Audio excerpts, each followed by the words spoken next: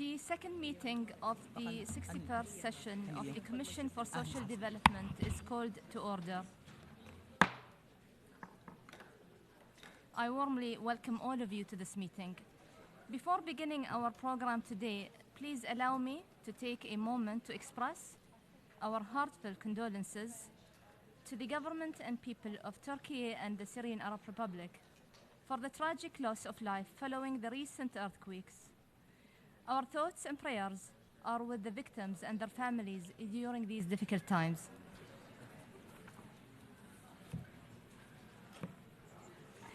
I warmly welcome all of you to this meeting again. Before proceeding further, I would like to remind members and observers that all delegates are encouraged to wear a face covering at all times in the conference rooms, except when directly addressing the meeting. The President of the Economic and Social Council, Under Secretary General for the United Nations Department of Economic and Social Affairs, Excellencies, distinguished delegates, ladies and gentlemen, I am honored, of course, to welcome all of you to the 61st session of the Commission for Social Development. Your presence is a strong signal for the relevance of this Commission and the importance of social development. Before I invite the Secretary General and other distinguished guests to address the Commission, I want to reflect briefly on the significance of this year's priority theme, creating full and productive employment and decent work for all as a way of overcoming inequalities, accelerate the recovery from the COVID-19 pandemic, and the full implementation of the 2030 Agenda for Sustainable Development. Excellencies, ladies and gentlemen, the world is now dealing with the multiple entangled crises that are causing immense suffering.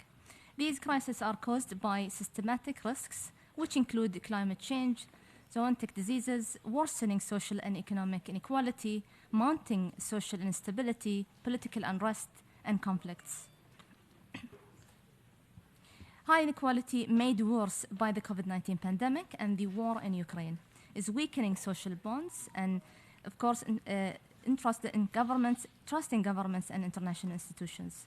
In large measure, inequality has become one of the defining issues of our time. A growing body of evidence shows that income inequality has been on the rise in many countries, while unequal social opportunities in terms of access to decent employment, quality education and healthcare, or to productive assets such as land and credit continue to persist within and across countries. Creating productive employment and decent work for all is a proven pathway to reduce inequality in a sustained manner. Beyond being a source of income, employment fosters a sense of dignity, purpose, and social connections that promote social inclusion and political participation. Both the creation of productive employment and decent work for all and reducing inequality are part of the Sustainable Development Goal of the 2030 Agenda for Sustainable Development. Distinguished delegates, this Commission's deliberations should also point to wage and social protection policies that can create full and productive employment and decent work, and have more and better impact in addressing inequality and challenges to social inclusion. For progress to take hold, it is important to have integrated employment policy responses as the Secretary General's Global Job and Social Protection Accelerator for Just Transition says, for instance. Similarly, social protection is central for shared prosperity, social equality and justice, and addressing the systematic exclusion of the most disadvantaged and vulnerable groups. Social protection is an investment and not a mere expenditure. The Commission is also tasked with promoting the continued global dialogue on social development issues, including new and emerging issues.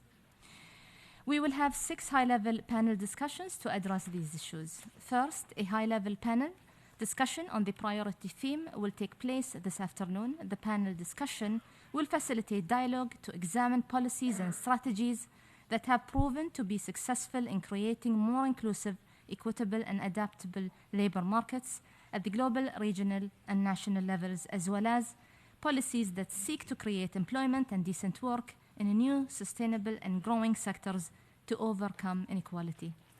Second, a ministerial forum on the priority theme will take place tomorrow morning, February 7th. Third, a high-level panel discussion on the fourth review and appraisal of the Madrid Plan of Action on Aging will be held in the morning on Wednesday, the 8th of February. Fourth, a high-level panel discussion on the emerging issues of addressing the social impacts of multifaceted crises to accelerate recovery from the lingering effects of the pandemic through the full implementation of the 2030 Agenda for Sustainable Development will be held on the afternoon of Wednesday, February 8th. Finally, on Thursday, February 9th, an interactive dialogue with senior UN officials on the priority theme will take place in the morning, while the multi-stakeholder forum on the priority theme will take place in the afternoon. The Commission will also discuss issues pertaining to Africa's social development and the situation of social groups. Distinguished delegates, the role of this Commission is of crucial importance to provide substantive, engaging, technical, expert advice with concrete and action-oriented policy recommendations to take recommendation to the Economic and Social Council and Member States. This will help Member States in the preparation of their voluntary national reviews at the high-level political forum. I look forward to the active participation of all delegations, civil society organizations, and the United Nations system in this important endeavor. I count on your support to strengthen the work of the Commission, and I welcome any suggestions, innovative ideas to make this Commission more relevant and visible. I thank you and look forward to a productive Commission this year. And now it is my great pleasure to welcome the President of the Economics and Social Council, Her Excellency Lejanja Stovia, and I invite her to address the Commission. Please, Your Excellency, the floor is yours.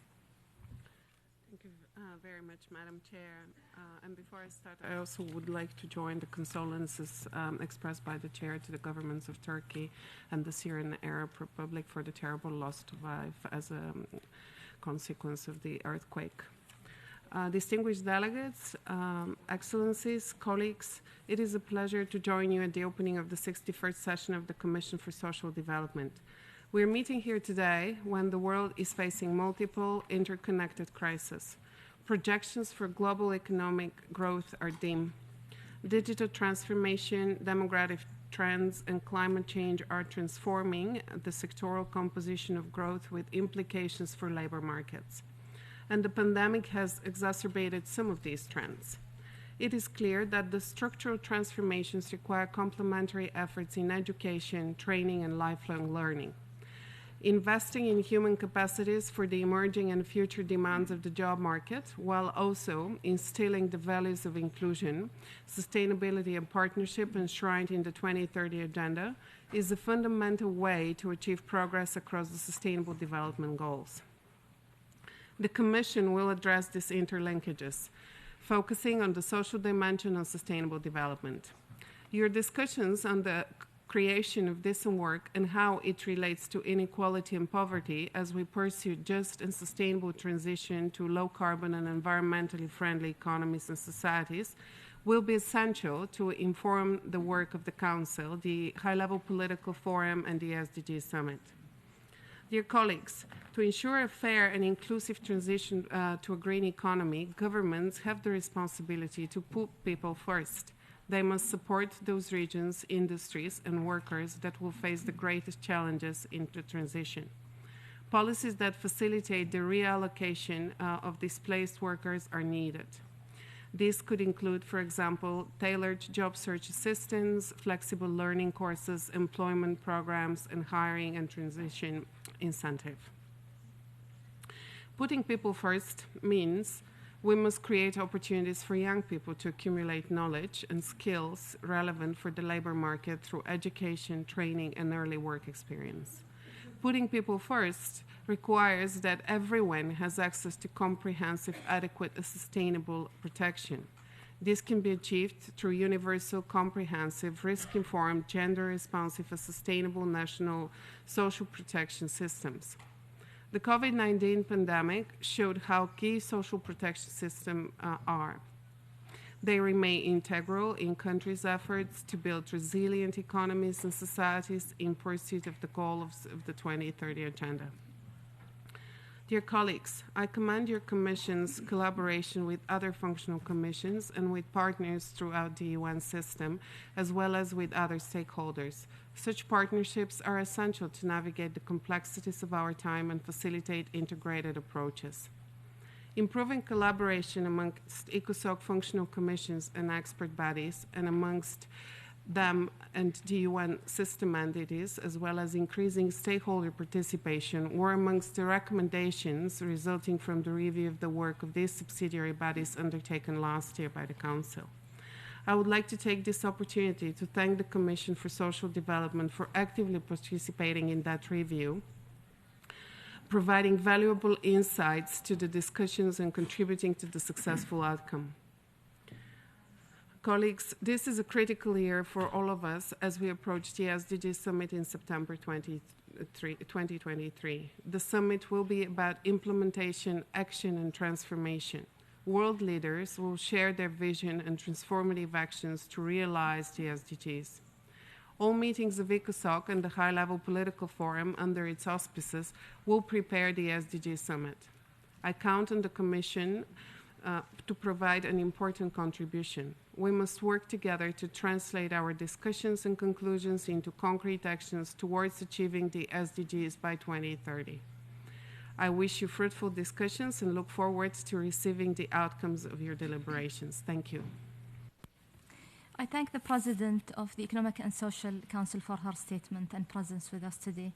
I now invite the Undersecretary General for Economic and Social Affairs, Mr. Lee Genoa, to deliver his statement. Your Excellency, the floor is yours. Thank you, Madam Chair. At the outset, let me also echo you and the President of ECOSOC by expressing our profound sympathies to those victims who lost their lives in Turkey.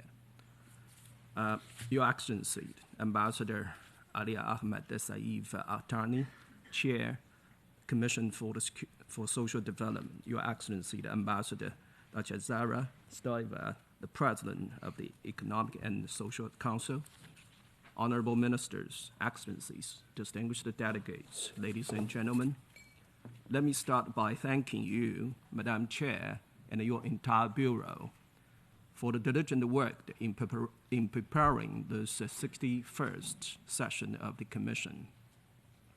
There are a few points in history when the need to center development efforts on lives and livelihood has been as urgently as it is today. The COVID-19 pandemic, the climate crisis, the cost of living crisis, and the geopolitical conflict are driving immense disruption across the globe with disproportionate effect on the most vulnerable. We saw COVID-19 pandemic disrupt the employment across many sectors and cause a rise in extreme poverty for the first time in a generation. With this reverse, have come increased inequalities, both within and across countries. Between countries, inequality is estimated to have risen 1.2% from 2017 to 2021, a number that was projected to decline by pre-pandemic estimations. Similarly, while the average income of the bottom 40% has declined, that of the top 10% has risen. Excellencies, distinguished delegates, productive employment and decent work enable people to work themselves out of poverty, while also reducing inequality. As such, I welcome the focus that the Commission will bring to SDG 8 in the days ahead. While the global labor market has seen some recovery, developing countries are still facing unemployment rates markedly higher than before the pandemic, and the disproportionate job losses that women faced in 2020 are yet to fully turn around. High inflation and efforts to curb it pose further threats. Pre-existing challenges to secure livelihoods, such as high rates of informality, have persisted and worsened. About 60% of the entire global workforce, amounting to over 2 billion workers, is employed in the informal economy. In addition to women, many of the vulnerable groups that are the focus of this Commission's work, persons with disabilities, older persons, indigenous people, youth, continue to bear the brunt of the informality and the other labor market woes. In fact, the rate of the young people who are not in employment, education, or training has remained at over 22% for the last 2 decades. The rate is even higher for young women and rose by another 1.5% during the pandemic. Excellencies, distinguished delegates, with just 7 years left to go to achieve the SDGs by 2030, we need your discussions on the priority themes to push forward solutions that accelerate the actions on SDG 8, that cut across the agenda and amplified its central promise to leave no one behind. We need the Commission to make the bold recommendations that lead to greater investment in people's capabilities, recognizing this as an enabling factor driving people's capacity to take advantage of decent work opportunities. At the same time, we welcome recommendations and commitments that point to creating more inclusive, equitable, and adaptable labor markets to address the vulnerabilities, engaging adequate protection for all workers, and providing targeted support to workers in vulnerable situations. We are also interested to hear from you on ways to foster entrepreneurship and sustainable enterprises, in particular micro, small, and medium-sized enterprises, and look forward to what your discussion will explore on the role of cooperatives and the social and solidarity economy in moving towards sustainable development. And of course, as you discuss the employment sector, a future orientation will be critical, looking not only at the leveraging job opportunities in new, sustainable, and growing sectors, including the green economy, in platform economy, and the care economy, but at the growing role and application of the digital and the demographic changes that are reshaping our world.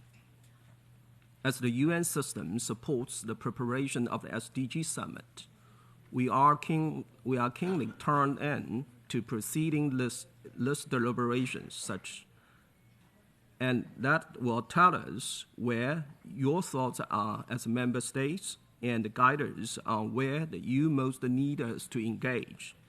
I thank you for your kind attention and look forward to the outcomes of these most valuable sessions. Thank you, Madam Chair. I thank the Undersecretary General for Economic and Social Affairs for his statement and his presence with us today. I now give the floor to the Chair of the NGO Committee for Social Development, Ms. Jean Nguyen, to make her statement. Please, the floor is yours. Ambassador Al-Thani, Ambassadors, Excellencies, ladies and gentlemen, distinguished colleagues, thank you for inviting the NGO Committee for Social Development to be part of the opening of this commission. The NGO Committee for Social Development celebrates its 25th anniversary this year. We were founded in 1998, soon after the creation of the Copenhagen Declaration and the UN's World Summit for Social Development. At that summit, governments reached a new consensus on the need to put people at the center of development and the fostering of social integration and the overriding objective of the development. We continue that commitment with our vision of a world of true prosperity without poverty, with inclusion and justice for all. We are also at the 75th anniversary of the Universal Declaration of Human Rights, surely one of the most remarkable and inspirational achievements of humankind. All of us across the world have cause to gather and reflect on its genius, as the document has an uncompromising vision. The Universal Declaration can transform our world and offer real hope to all of us who long for the recognition of their human rights to dignity, equality, employment, and justice. As representatives of people who are lost and left out in our world, we recall Article 23 of the Universal Declaration, which declares that everyone has the right to work, to free choices of employment, to just and favourable conditions of work, and to protections against unemployment. The report of the Secretary-General for the Commission was most informative and clearly outlines the background and challenges associated with full and productive employment and decent work for all. As a committee comprised of many civil society organisations working at the grassroots level with vulnerable groups, we appreciate Section 3, which highlights inequalities in the labour market and structural barriers faced by categories of workers and disadvantaged groups.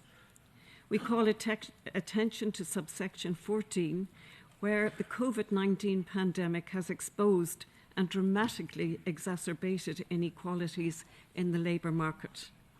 The hardest hit were those already facing discrimination and marginalisation in unemployment and workers in the informal and secure forms of work, including women, young people, older persons, persons with disability, Indigenous people, and ethnic, religious and other minorities in vulnerable situations. A disconnected and fragmented approach to social, economic and environmental policies has not produced the desired results towards poverty eradication, full employment and social inclusion. The process towards a new social summit could provide the platform to gain perspective, balance and to regenerate momentum, forging a renewed vision and commitment to achieve a higher quality of life for all people. Movements towards goals of equality, health, knowledge and cohesion, and not simply the pursuit of macroeconomic growth, will require at a minimum a human-centred recovery shaped by economic models that protect the natural world while promoting human prosperity. We acknowledge these points in our advocacy priorities drafted by our Advocacy Committee. Against this background, I am pleased to share with you our civil society declaration in 5 languages has been signed by 1,000 organisations and individuals. The NGO Committee for Social Development declaration wants this to be addressed and be part of the outcome document at this Commission. The NGO Committee for Social Development Civil Society Declaration not only addresses the issues related to CSocD61, but also highlights civil society's commitment to building upon the fundamental principles of the Copenhagen Declaration. In our call to action, we share tangible and cross-cutting recommendations that can make our vision of a world true prosperity without poverty, inclusion and justice. But of course, we are a people of hope, and we know there are hopeful signs that the United Nations will lead us forward to a better world for all. This hope is supported by our Common Agenda report from the UN Secretary-General in 2021, calling for a renewal of the social contract, so as to rebuild trust and embrace comprehensive vision of human rights, and the movement towards a World Summit in 2025 or a year or two later. In 1995, on the eve of the 50th anniversary of the United Nations, world leaders committed their countries to the construction of a world in which all women and men could exercise their rights, utilise the resources, and share the responsibilities that enable them to lead satisfying lives and to contribute to the well-being of their families, their communities, and humankind. This vision of shared endeavour, common responsibility, and universal participation is needed today more than ever. And as we say in our declaration, let us then rise to its demands and not delay in taking the practical steps needed to translate that vision into social, economic, and political reality. And thank you. I thank the chair of the NGO Committee for Social Development for her statement and presence with us today. We will now hear a statement by a youth representative, Mr. Rafael Lawal, founder and executive director of the Building Blocks for Peace Foundation. Please let's play the video message.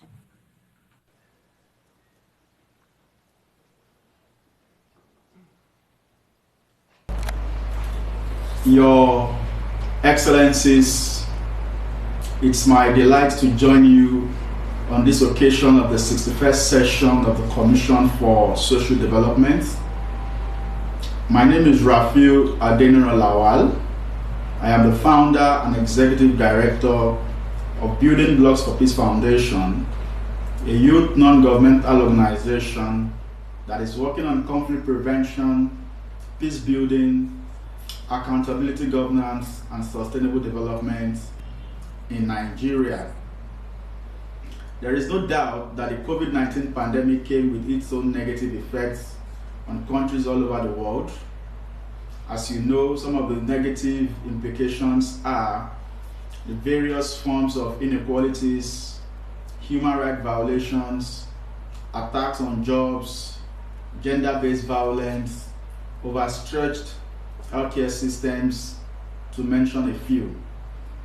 In Nigeria, for example, during the peak of the COVID-19 pandemic, a lot of young people lost their jobs.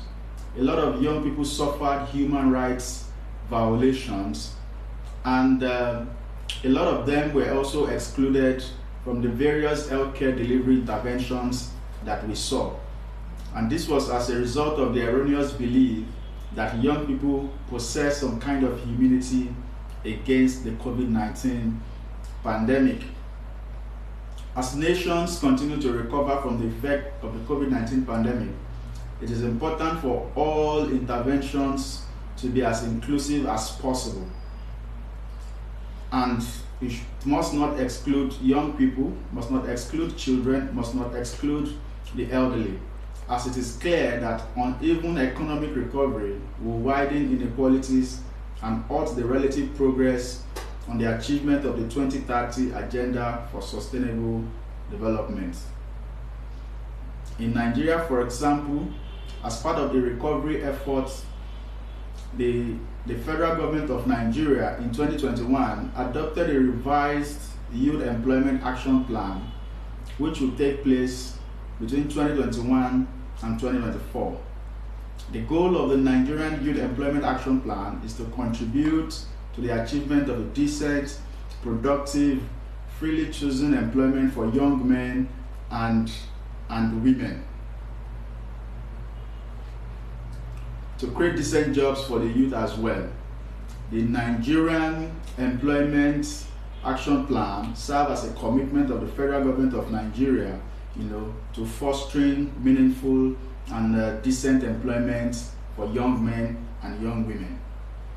There is no doubt that quality and decent jobs are very critical to tackling inequality, because it helps to increase income, it helps people escape poverty, it gives people the needed empowerment, to support the achievement of the SDGs. I would like to encourage that member states need to show strong commitment to existing policies supporting, decent and quality jobs for all, and of course create new policies that are inclusive, equitable, and adaptable, to the labor market. I believe that investment in education, in technology, in infrastructure, and health services that are accessible to all will also help, reduce inequality, poverty, and contributing to enhancing the human capital development needed for the rapid achievement of the SDGs. Decent and quality jobs are what we really need if we are to meaningfully, accelerate the recovery effort against the COVID-19 pandemic. We must all recognize that social security is an important tool to prevent and reduce poverty. Thank you so much for listening. I thank the youth representative for his statement. I now give the floor to Ms. Frances Zainuddin, representative of the International Federation on Aging and a member of the NGO Committee on Aging in New York, to make her statement. Please, you have the floor. Thank you, Madam Chair. I too would like to add my condolences to the people of Turkey and Syrian Arab Republic at this very difficult time. Your Excellencies, ladies and gentlemen, I am an older person and one of the oldest old. I have 2 young granddaughters, and I hope that when they grow up, they will not have to still fight for their rights as women and eventually as older women. I count myself lucky. I have a home, sufficient food, a pension. I am active and have access to some of the best health services in the world. But there are millions who are less fortunate. On this 20th anniversary of the Madrid International Plan of Action on Aging, MIPA, many countries have reported great strides in its implementation, and we applaud their efforts. But how do we grade this implementation when the vast majority of COVID-19 deaths were people over the age of 60? Even with MIPA, findings show that older persons around the world continue to face persistent barriers preventing their autonomy, identity, and independence. Even with MIPA, older persons with disabilities, older indigenous peoples, and older LGBTQ+ are at greater risk because of overlapping inequalities that create and compound deprivation and disadvantage. Even with MIPA, violence against older women thrives on a culture of silence, both in the family and in institutions. Older women have been branded as witches, stripped of their property, lynched, and burned to death. To the youth delegates here, we know that ageism and age discrimination also affect you, sanctioned by harmful customs and tradition. But we have much more in common with issues of health, education, skills training, employment, economic security. If I am the older person of today, make no mistake, you are the older persons of tomorrow. We must all insist on a life course approach. Without swift and bold action by governments to ensure that aging policies are human rights-based, you, the future generations of older persons, may face even more inequality and economic insecurity. For the first time ever in the review of MIPA, there was acknowledgement by some member states in all 5 regions that an international legal instrument to protect the rights of older persons would complement and reinforce MIPA.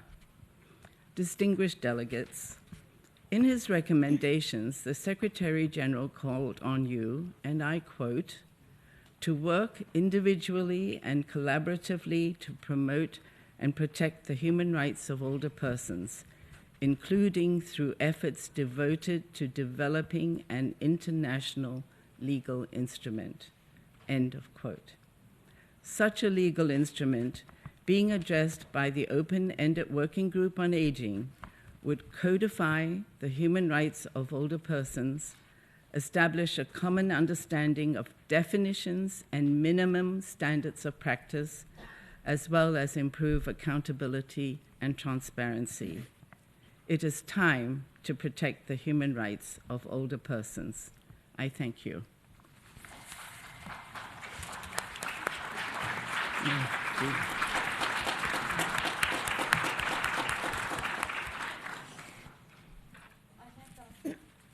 I thank the representative of the NGO Committee on Aging for her statement. I now briefly pause this meeting to allow our distinguished guest speakers to depart the room and the podium to be rearranged for the next part of our program of work this morning.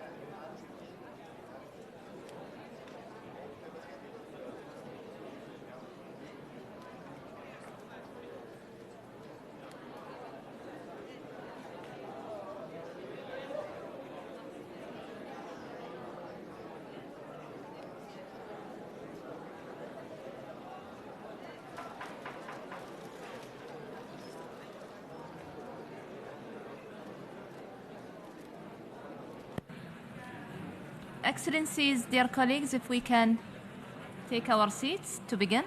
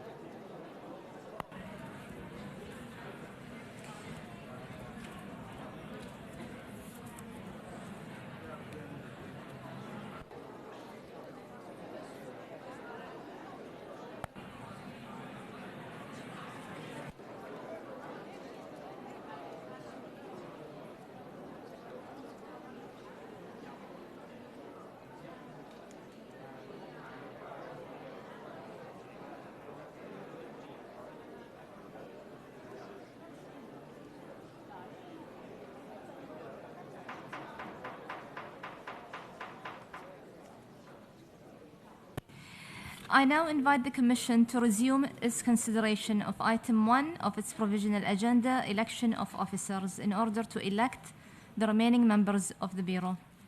Members of the Commission will recall that during the first meeting of the present session on February 16, 2022, the Commission elected myself as chair of the Commission and Mr. Or Shakid of Israel and Mr. Daniel Zavala Porras of Costa Rica as its vice chairs by acclamation for its 61st session.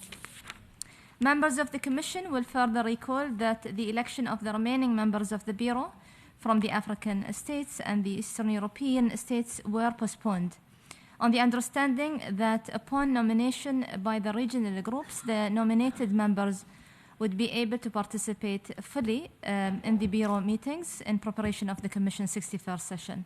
I am pleased to inform the Commission that the African states have endorsed the candidature of Ms. Helen Chivuela, Political and Administrative Counselor at the Permanent Mission of the Republic of Zambia to the United Nations, and the government of North Macedonia has nominated Mr. John Ivanovsky, Deputy Permanent Representative at the Permanent Mission of North Macedonia to the United Nations, as vice chairs of the 61st session.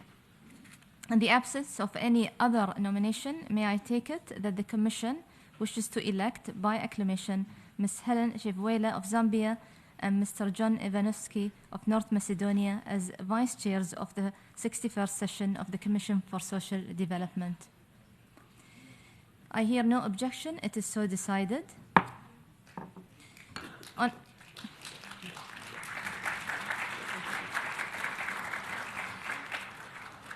On behalf of the Commission, I would like to congratulate Ms. Helen Chivuela of Zambia and His Excellency Ms. John Ivanovsky of North Macedonia on their election.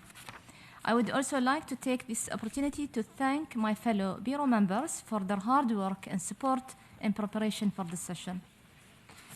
I also wish to inform the Commission that following consultations with the Bureau, it has been agreed that our distinguished Vice Chair, Ms. Helen Chivuela of Zambia, will also assume the responsibilities of rapporteur for this session, and I congratulate Ms. Chivuela on this appointment. I now invite the Commission to begin its consideration of Agenda Item 2, entitled Adoption of the Agenda and Other Organizational Matters. The provisional agenda for the session is contained in document E/CN.5/2023/1, and the proposed organization of work is before you in the annex to the same document. I invite the Commission to first consider the provisional agenda for the session as contained in document E/CN.5/2023/1. The provisional agenda and the documentation for the 61st session were approved by the Economic and Social Council in its decision of 2022/32/8. May I take it that the Commission wishes to adopt the provisional agenda? I hear no objection. It is so decided. I now invite the Commission to turn to the proposed organization of work as contained in the annex to document E/CN.5/2023/1. First, I will make a few general comments about the conduct of our work. I would like to seek your cooperation in starting all the meetings on time at 10 a.m. and at 3 p.m. sharp in order to make optimum use of the conference resources allocated to the Commission. I would also like to make the following proposals concerning the time limits for statements during the general discussion. Statements on behalf of the groups shall not exceed 12 minutes. Statement by individual delegations shall not exceed 7 minutes. And statements by intergovernmental organizations and entities of the United Nations system shall not exceed 5 minutes. And statement by non-governmental organizations shall not exceed 3 minutes. May I take it that the Commission wishes to approve the proposed modalities and the organization of work contained in document E/CN.5/2023/1 on the understanding that further adjustments will be made if necessary during the session? I hear no objection. It is so decided. Following the approval of the proposed modalities and the provisional organization of work, I appeal to all speakers to adhere strictly to the time limits for statements during the general discussion. A digital time-keeping device will be used during the statements of the general discussion to help keep the program on track. I thank you, of course, in advance for your cooperation. I also take this opportunity to remind delegations that the deadline for the submission of all draft proposals to the Secretariat is Wednesday, February 8th at 3 p.m. Following informal consultations within the Bureau, I would like to propose a draft oral decision which reads as follows. The Commission decides without setting a precedent for future sessions of the Commission for Social Development that member states, observer states, intergovernmental organizations, as well as specialized agencies, related organizations, and civil society organizations may submit a pre-recorded statement which will be played in the conference room during the general discussion of the Commission for Social Development at its 61st session. May I take it that the Commission wishes to adopt this draft oral decision that I just read out? I hear no objection. It is so decided. I now invite the Commission to begin its consideration of Agenda Item 3, entitled Follow-up to the World Summit for Social Development and the 24th Special Session of the General Assembly, and its sub-item A, entitled Priority Theme, Creating Full and Productive Employment and Decent Work for All as a Way of Overcoming Inequalities to Accelerate the Recovery from the COVID-19 Pandemic and the Full Implementation of the 2030 Agenda for Sustainable Development, and sub-item B, entitled Review of Relevant United Nations Plans and Programs of Action Pertaining to the Situation of Social Groups. The documentation under this agenda item is listed in today's journal as well. I now give the floor to Ms. Danielle Labas, Director of Division for Inclusive Social Development of the United Nations, Department of Economic and Social Council, to introduce the document under Agenda Item 3 and its sub-items A and B. Please, you have the floor. Thank you, Madam Chair. We have 6 Secretary General reports, and I'll try actually to summarize them and underline the key aspects of these reports instead of spending lots of time by reading the content. I hope that highlighting the key areas will stimulate and trigger your curiosity to read them thoroughly, because they're really very important. So the very first one I would like to draw your attention to is about the priority theme, that is creating full and productive employment and decent work for all as a way of overcoming inequalities to accelerate the recovery from COVID-19, the pandemic, and the full implementation of the 2030 Agenda.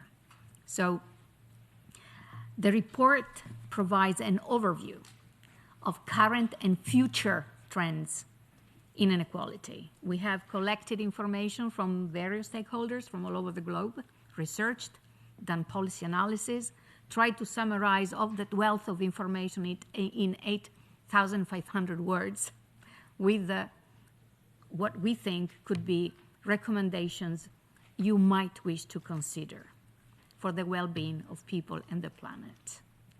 So there are particular obstacles that really needed to be taken care of in terms of labor markets and try to produce and provide decent work that are faced by different categories of workers and disadvantaged groups.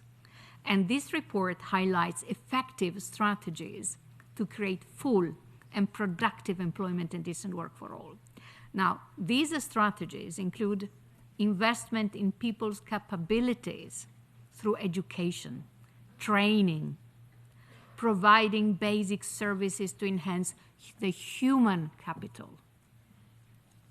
And it also provides suggestions on what efforts can be taken to establish universal, comprehensive, genders responsive, adaptive, and sustainable social protection systems. And policies as well to expand the decent employment opportunities, notably through enabling business environments, entrepreneurship, and innovation, And it also highlights the strategies to create decent employment in new, sustainable, and growing sectors.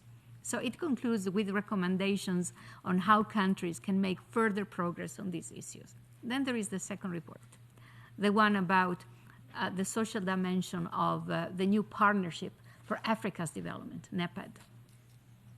There are three major crises we identified. One, the lingering COVID-19 pandemic, the global effects of the conflict in Ukraine, and climate change. So these shocks brought by these three crises indeed have put an obstacle in the realization of the 17 SDGs of the 2030 Agenda, and also the aspirations of the Agenda 2063, which is the Agenda of Africa. But, you know, in this report, you will see that reviews of the socioeconomic progress and challenges experienced by the Africa since the pandemic are there, and it also shows the efforts undertaken by African countries and their partners, including the United Nations system and the African Union, to help the continent to emerge from these three crises. And the report calls upon African countries as well, in partnership with the international community and bilateral donors, to prioritize policies and actions to strengthen the health sector in order to accelerate the eradication of extreme poverty and provide decent jobs. And then tackle the climate emergency by investing in green, inclusive, structural transformations, protect livelihoods, support people in vulnerable situations, and combat hunger. And to do that, we needed to create nationally appropriate social protection systems by reforming the agricultural food system that often suffers because of climate change. So we have to tackle also the limited water resources, which is another major issue, and, allow me, accelerate strategies to close the gender divide in the access to education, healthcare, decent jobs, digital ICTs, including the internet, and food and agricultural services. Third SG report. This focuses on youth, which is another of those social groups we so much care for. In this report, you will see that we have examined the collective actions for and with youth on digital technologies. Specifically, the report addresses the interaction of digital divide with employment, education, health. It analyzes the impact of digital technologies on youth in the COVID-19 pandemic for those youth who have access to internet. There are many countries who do not have still broadband, or even those that have it, not necessarily the youth have the financial means to afford paying for internet. And so that's a digital divide we really have to close, because this creates further inequalities and therefore even less possibilities for the youth to find jobs. Nowadays, more and more, when we apply through internet with our CVs. But what about those youth who don't have the use of internet? Then we have, therefore, the SDG 8, SDG 4, SDG 3 are so key also for our youth. We move now to the other important SDG report, the one on the preliminary assessment of the fourth review and appraisal of the Madrid International Plan of Action on Aging. Another very important part of the work in a world that demographically is changing tremendously. So this report provides an assessment of the fourth review and appraisal of the Madrid International Plan of Action on Aging of 2002, the year 2002. Now, in this report, what you will see, it is that it provides an assessment, as I said. It reports an overview of the regional reviews and appraisal processes, because the situations may change depending from region to region and sub-region to sub-region. You will learn much more about the recommendations, etc., throughout this commission that is devoted a lot on aging issues. And the many findings and policy options are based on these regional reviews that you will be discussing and learning more about during the high-level panel that is dedicated to the fourth review and appraisal of MIPAD. Fifth report, then we have the last one.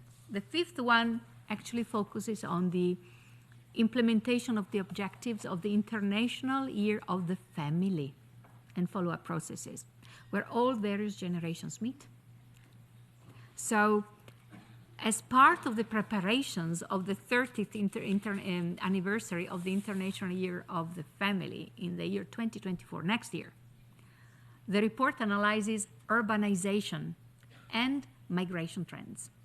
These two are having a major impact on how families look like nowadays and how families may look in the future. So it emphasizes the importance of facilitating family reunification for migrants through measures promoting the right to family life and the best interest of the child. And it notes that migrants and their families need various forms of supports in addition to the economic assistance, including quality education, health services, and housing. And as transitional motherhood has become a global phenomenon, policies of supporting migrant women and facilitating reunification with their children is a key as well of this report. Migration fuels rapid urbanization in much of the world, which can improve the lives of individuals and families when it is a sustainable process with a family perspective. Otherwise, there is going to be crisis and tensions. Family-oriented urban policies needed to target vulnerable families, especially those in precarious housing situations. And the report further recommends investing in sustainable urbanization through the provision of adequate infrastructures, accessible transportation, and affordable housing, as well as intergenerational living arrangements. So you will see how at national, regional, and international level, the impact of these mega trends is, and namely technological, urbanization, migration, demographic, and climate change impacts on families. The last report, it addresses the social impact of multifaceted crises to accelerate recovery from the lingering effects of the pandemic through the full implementation of the 2030 Agenda for Sustainable Development. And so in this note, you will see that we have assessed the interlinked social impacts, of the COVID-19 pandemic, ongoing regional conflicts, unbaiting climate change, and pessimistic global economic outlook. So, we present policies and measures taken by member states to overcome these things that I just mentioned through the full implementation of the 2030 Agenda. And this report provides a sampling of member states' efforts to counter the social impacts of multifaceted crises that include emergency when it comes to fiscal packages, expansion of social protection with targeted measures to support people in vulnerable situations, to combat the various multidimensional forms of poverty, and to reduce hunger, and to provide food security. So these measures are meant to protect jobs, support enterprises for inclusive recovery, use the digital technology for education and for public health, and the initiatives to overcome global challenges of economic slowdown, conflicts, and climate change. And the note concludes that governments should leverage the opportunity to recovery efforts to build on the successes and lessons from the short-term measures developed, and also the multi and medium and to long-term, more to long-term policies and programs. And it emphasizes the importance of international cooperation, SDG 17, international cooperation and solidarity in addressing the present multifaceted global challenges. Thank you very much, Madam Chair.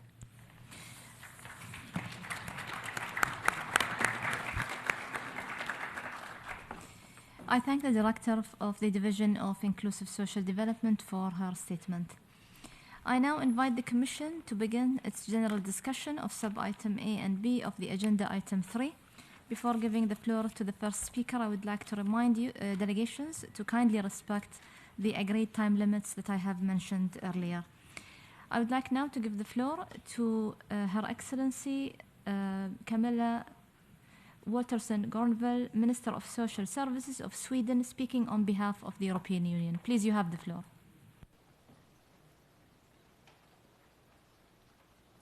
Chair, I have the honor to speak on behalf of the European Union and its member states. Before I begin, I want to offer our and my sincere condolences for the tragic loss of lives after the earthquake that struck Syria, Turkey, and neighboring countries. Sweden and the EU stand with you at this critical hour and have activated the EU Civil Protection Mechanism to help with the emergency assistance. Our thoughts go to the victims and their loved ones. Chair, the candidate countries North Macedonia, Montenegro, Serbia, Albania, Moldova, and Bosnia and Herzegovina, as well as the potential candidate country Georgia, align themselves with this statement. First, I would like to thank the Bureau and UNDESA for the hard work carried in preparing for this session. The EU and its member states stand firmly behind the 2030 Agenda for Sustainable Development. It continues to guide our actions both internally and externally to ensure a sustainable recovery that is equitable, inclusive, socially just, resilient, and green. The EU is involved in a voluntary review on the progress towards the SDGs and will present its first review at the high-level political forum in July, alongside a number of EU member states. It shows our determination to make the agenda move forward with all of our partners. We want to see ambitious outcomes at the SDG summit later this year. Reaching the SDG targets is essential for a prosperous post-pandemic future that also includes combating climate change and addressing the ongoing inflation crisis. Human rights, social and economic inclusion are key elements of the social dimension of sustainable development.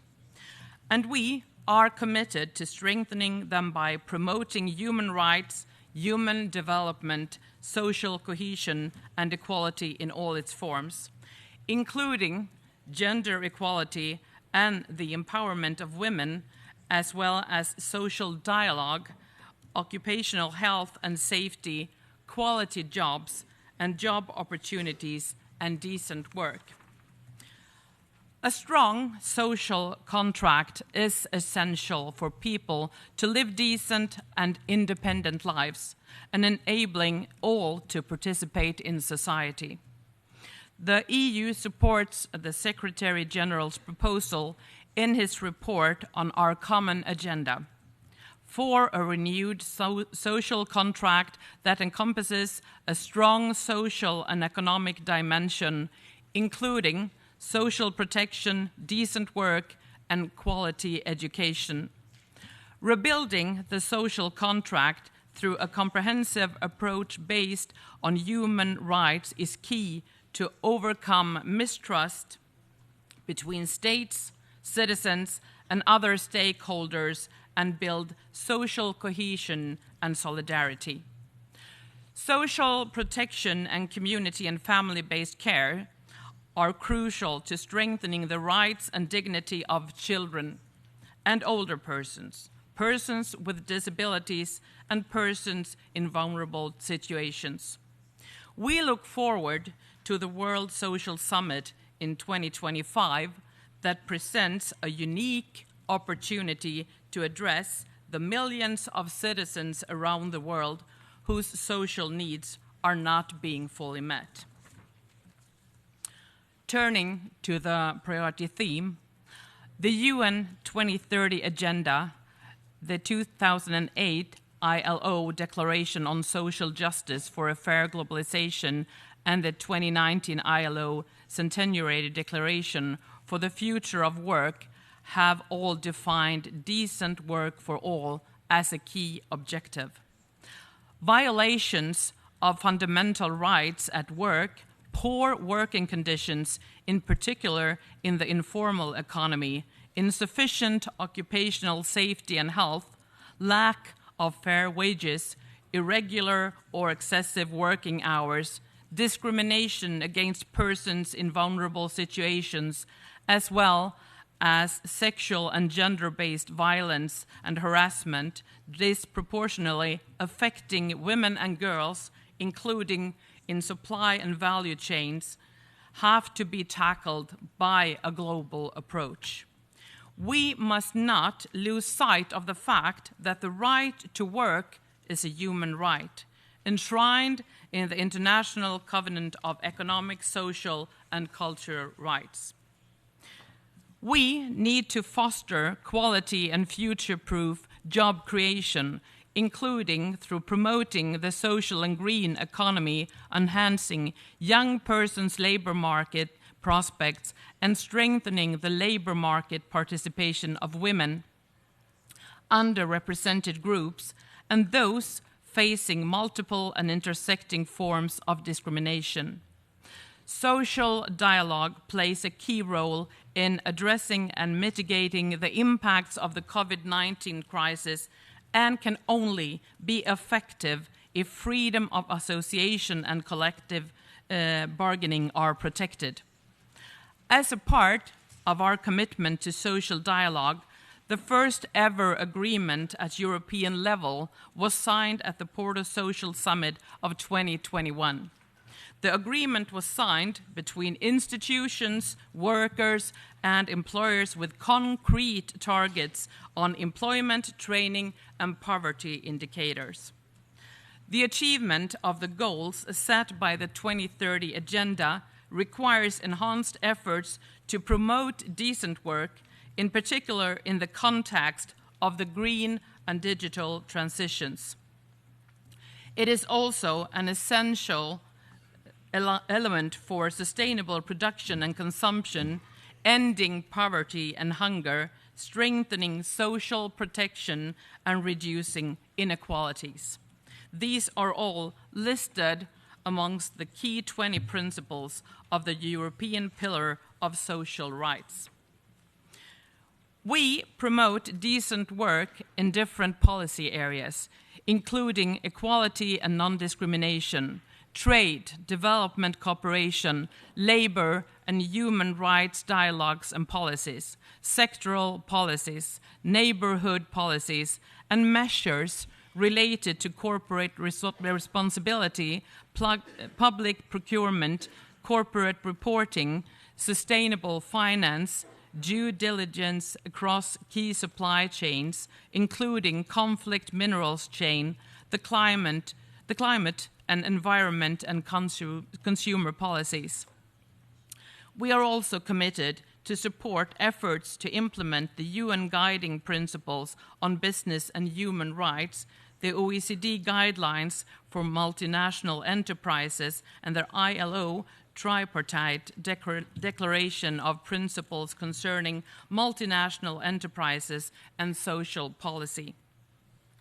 In this regard, we call for universal ratification and effective implementation of all fundamental ILO conventions.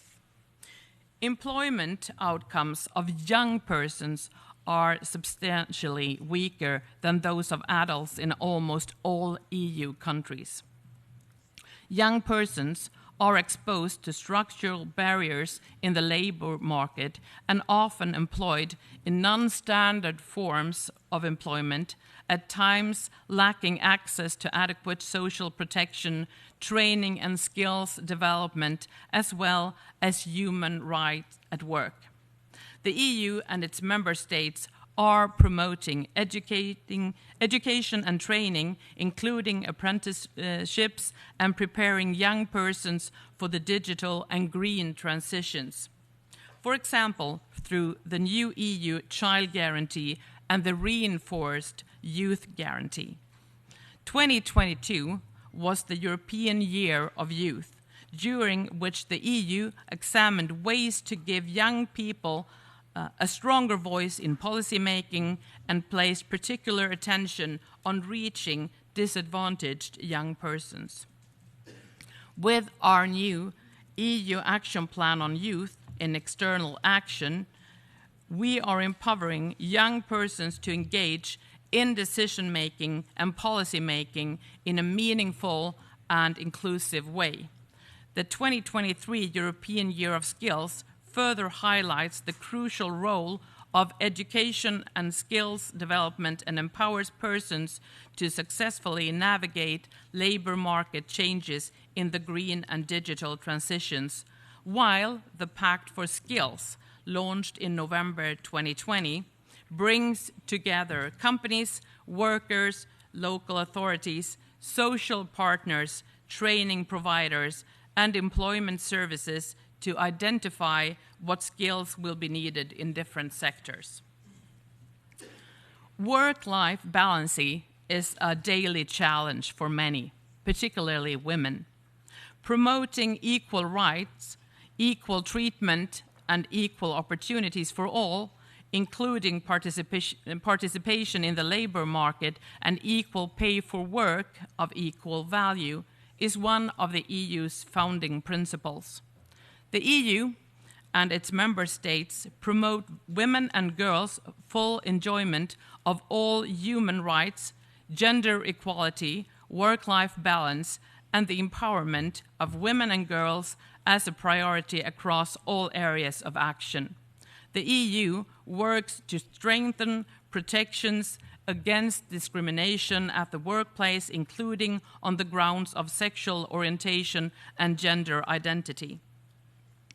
Additional efforts are needed in view of the COVID-19 pandemic, which has had a disproportionate impact on women and girls, including suffering increased gender-based violence, intimate partner and domestic violence, child, early and forced marriage, interrupted access to sexual and reproductive health care services, rise in mental health conditions, and increased difficulties in reconciling work and family life. Women are overrepresented among frontline workers, in particular in the health and social sectors. The COVID-19 crisis has also brought new pressures for LGBTI people, many of whom were locked into hostile environments where they might be at risk of hatred and domestic violence while unable to receive adequate support against LGBTI phobia. Over 1 billion persons in the world live with some type of disability. Many of them experience discrimination, while challenges internationally agreed commitments to respecting, protecting, and fulfilling the rights of persons with disabilities, as set out in the UN Convention on the Rights of Persons with Disabilities. Many persons with disabilities live in poverty and have less or no access to basic services. Institutionalization and lack of social inclusion remain human rights issues of concern for persons with disabilities, especially children with disabilities and women with disabilities. Persons with disabilities have been severely affected by the COVID-19 pandemic. It is essential that services and the digital and green transitions are disability inclusive and accessible for persons with disabilities. Digitalization offers persons with disabilities major opportunities for equal participation in our societies. The EU and its member states, as parties to the UN Convention, are committed to respecting, protecting and fulfilling the rights of persons with disabilities across all policies, as shown by the adoption of the Strategy for the Rights of Persons with Disabilities 2021 to 2030, with its flagship on disability employment package. Achieving full and productive employment and decent work for persons with disabilities has become even more urgent due to the COVID-19 pandemic. Globally, only 28% of persons with disabilities have access to disability benefits, with only 1% in low-income countries. Limited accessibility of digital technologies have exacerbated the isolation and limited participation of persons with disabilities in communication and online activities such as education and work. Participation of persons with disabilities and their representative organizations is a precondition for inclusive and resilient recovery from COVID-19. It is of utmost importance to preserve the human rights and dignity of older persons who face significantly higher risks of mortality, of aggravating pre-existing mental health conditions, and of developing severe disease from COVID-19. The pandemic has highlighted the impact on older persons' social and occupational inclusion, employment opportunities, and right to health, as well as their participation in the digital transformation. Against this background, the continued efforts to implement the Madrid Plan of Action and the related work of the UNECE Standing Working Group on Aging is more important than ever. We hope to further discuss at the open-ended working group on aging in order to advance our work regarding the human rights of older persons, not least by examining potential gaps in the existing international framework. Chair, we look forward to rich discussions at the 61st session of the Commission on Social Development, also in order to provide meaningful input to the high-level political forum on sustainable development in July.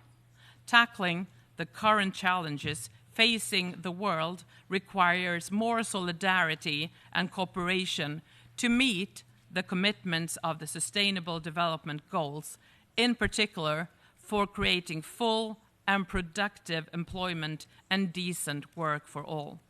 The EU and its member states are committed to do their share. Thank you. I thank Her Excellency Camilla Waltersson Gronvall, Minister of Social Services of Sweden, speaking on behalf of the European Union for her statement. I now give the floor to the distinguished representative of Cuba, speaking on behalf of the group of G77 and China. Please, you have the floor. Thank you, Chair. Let me first convey our deepest condolences to the government of Turkey and Syria. They can be assured of our solidarity at this difficult moment for their people. Madam Chair, I have the honor of delivering this statement on behalf of the Group of 77 and China, and in that capacity, I would like to express our congratulations to you and the members of the Bureau on your election. The group commits its full support and cooperation to the success of your work. The world continues to face complex challenges such as the COVID-19 pandemic, economic downturn, and the existential threat of climate change, among others. The intersection of these challenges has reversed progress towards the 2030 Agenda and the implementation of the Sustainable Development Goals, particularly for developing countries. In that context, the group reaffirms its commitment to fulfilling the goals and objectives of the Copenhagen Declaration and Program of Action adopted at the World Summit for Social Development and the 24th Special Session of the General Assembly, especially poverty eradication, promotion of full and productive employment, and the fostering of social inclusion. In view of the current present circumstances, the priority theme of the 61st session of the Commission on Social Development is timely as part of the collective efforts of the international community to achieve the SDGs. It is essential to work towards creating full and productive employment and decent work for all as a way of overcoming inequalities to accelerate the recovery from the COVID-19 pandemic and the full implementation of the 2030 Agenda for Sustainable Development. In that spirit, it is clear that unprecedented times call for an unprecedented response from the international community based on responsibility sharing and global solidarity. There is an imperative need for North-South, South-South, and triangular cooperation to support national efforts to promote full and productive employment and to realize the commitments made in Copenhagen Declaration as well as those contained in the 2030 Agenda. We must enable developing countries to promote full and productive employment for all and achieve the SDGs. Developing countries need financial support of at least 3.3 to 4.5 trillion per year to achieve SDGs within the given timeline. To that end, we reaffirm the paramount importance of official development assistance in supporting the sustainable development needs of developing countries, in particular countries in special situations and those facing specific challenges, and we urge developed countries to fulfill their unmet ODA commitments. Developing countries require fiscal space to provide social protection and universal health coverage to their populations. We encourage international financial institutions to support global efforts towards sustainable development, food security, and debt long-term sustainability. The international structures of finance, production, and trade must be made fairer and equitable. Otherwise, the overall aim of leaving no one behind, set forth in the 2030 Agenda for Sustainable Development, will not be fulfilled. In the same line, the imposition of coercive economic measures, including unilateral sanctions against developing countries that not contribute to economic and social development, and undermine efforts toward creating full and productive employment and decent work for all as a way of overcoming inequalities to accelerate the recovery from the COVID-19 pandemic and the full implementation of the 2030 Agenda for Sustainable Development. Creating full and productive employment and decent work for all also requires equal access to quality education and lifelong learning opportunities, including vocational and skilled training, to help workers to be more resilient to shocks and ensure sustainable employment opportunities. It is also important to recover learning losses during COVID-19, as distance learning is not an option for at least 80 million students in low and middle-income countries. This reality reflects the urgent need to close the digital divide as a matter of priority and invest in early childhood education and care to reduce child poverty and breaking intergenerational cycles of poverty. On the other hand, recovery from the ongoing COVID-19 pandemic will not be possible for developing countries without ensuring global and equitable access to safe, timely, and effective COVID-19 vaccines, treatments, and medicines. Finally, the group wishes to stress that efforts toward creating full and productive employment and decent work for all should contribute to the eradication of poverty. The group is convinced that eradicating poverty in all of its forms and dimensions, including extreme poverty, remains the greatest global challenge and an indispensable requirement for sustainable development. I thank you, Madam Chair. I thank the distinguished representative of Cuba speaking on behalf of the G77 and China. I now give the floor to the distinguished permanent representative of Egypt speaking on behalf of the group of African states.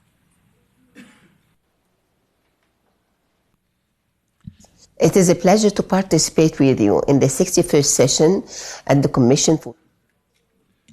Thank you very much, Honorable Chairperson, my dear sister, Ambassador Ali Al Thani, the distinguished PR of the State of Qatar, distinguished delegates, excellencies. I have the honor to deliver these statements on behalf of the African Group under the theme Creating Full and Productive Employment and Decent Work for All as a way of overcoming inequalities to accelerate the recovery from the COVID-19 pandemic and the full implementation of the 2030 Agenda for Sustainable Development.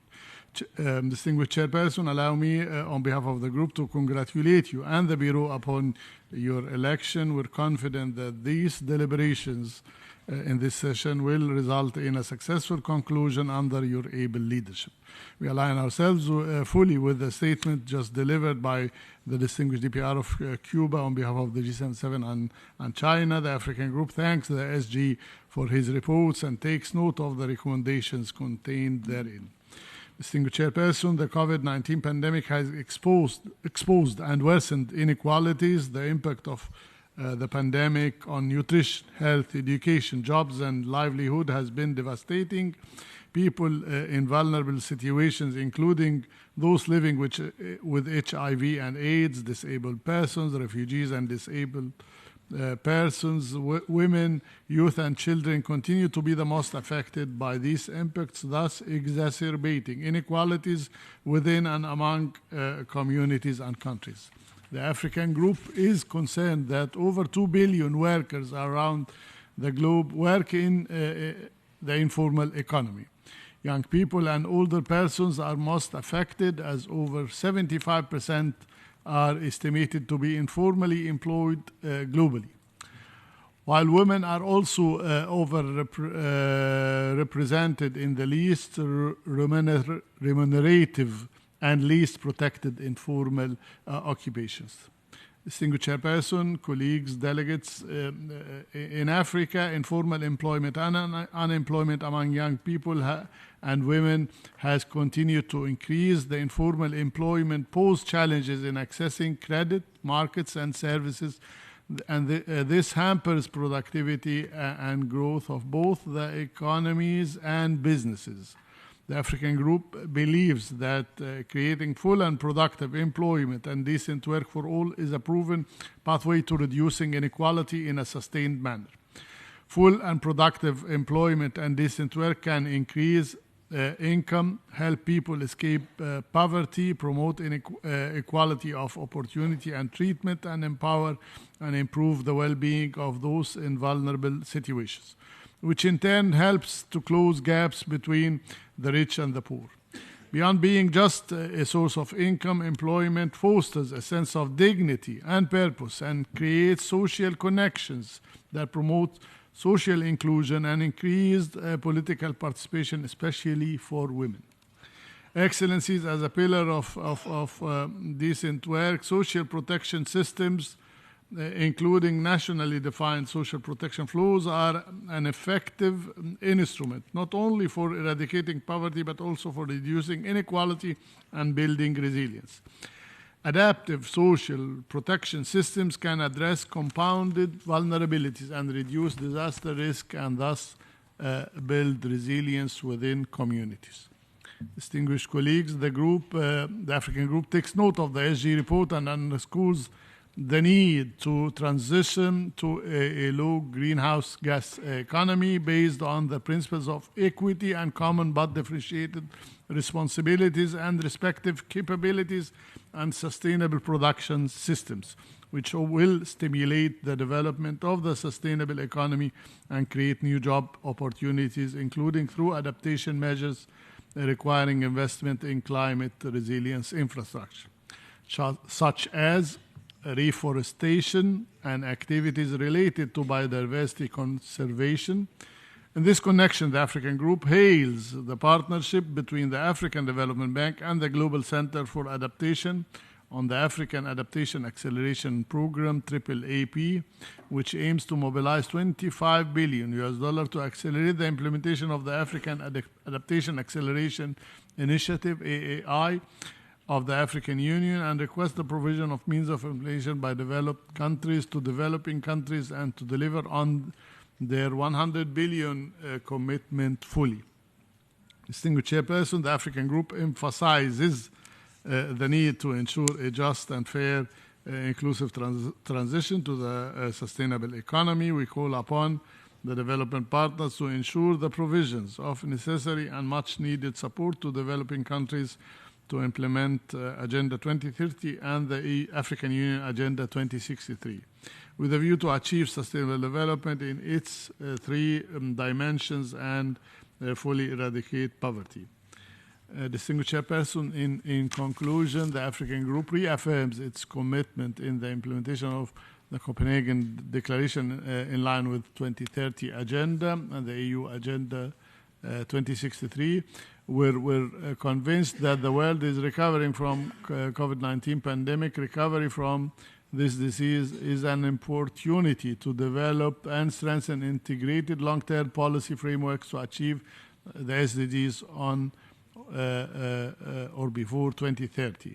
Such frameworks should be aimed at simultaneously creating decent work for all, regardless, through investing in sustainable economy, eradicating poverty, hunger and malnutrition, as well as combating inequalities between and among countries, strengthening infrastructure, healthcare systems, digital technology, thereby enhancing people's capabilities and well-being, including those in disabilities. In addition, they should promote accelerated actions at the national, regional, and international levels and ensure a sustainable livelihood for all. I do thank you all for your kind attention, and I submit, Distinguished Chairperson. I thank the distinguished permanent representative of Egypt speaking on behalf of the group of African states. I now give the floor to the distinguished permanent representative of Antigua and Barbuda speaking on behalf of the Caribbean community, CARICOM.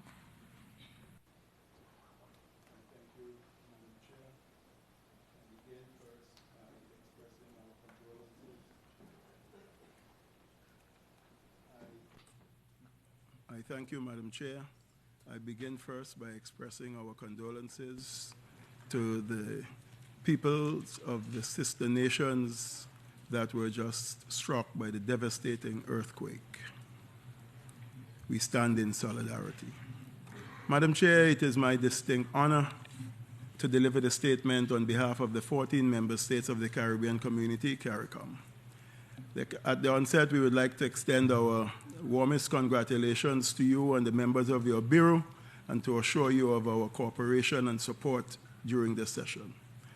We further express our gratitude to the Secretary General for his comprehensive report and sure that his recommendations and the content of his report will enrich our discussion. CARICOM aligns itself with the statement just delivered by the distinguished representative of Cuba on behalf of the Group of 77 and China.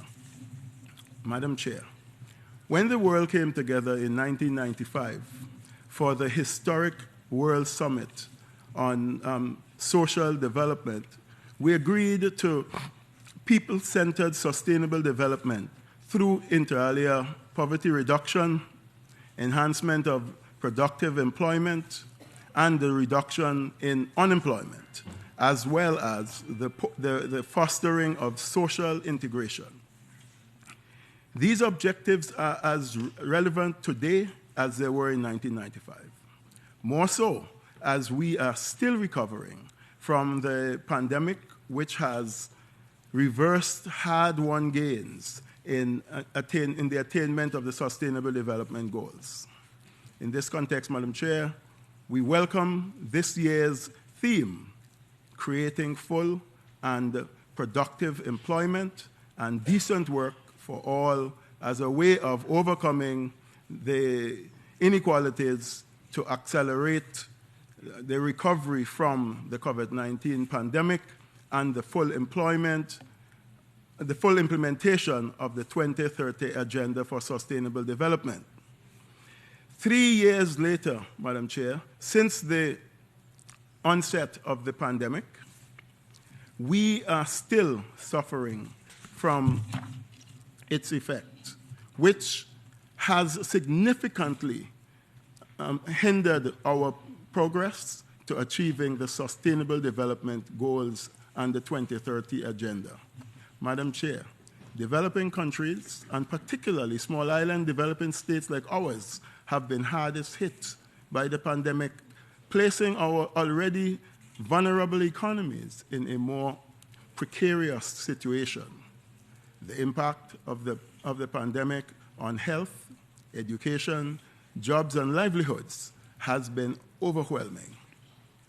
Persons and groups in vulnerable situations have been severely affected by these impacts, further exacerbating inequalities.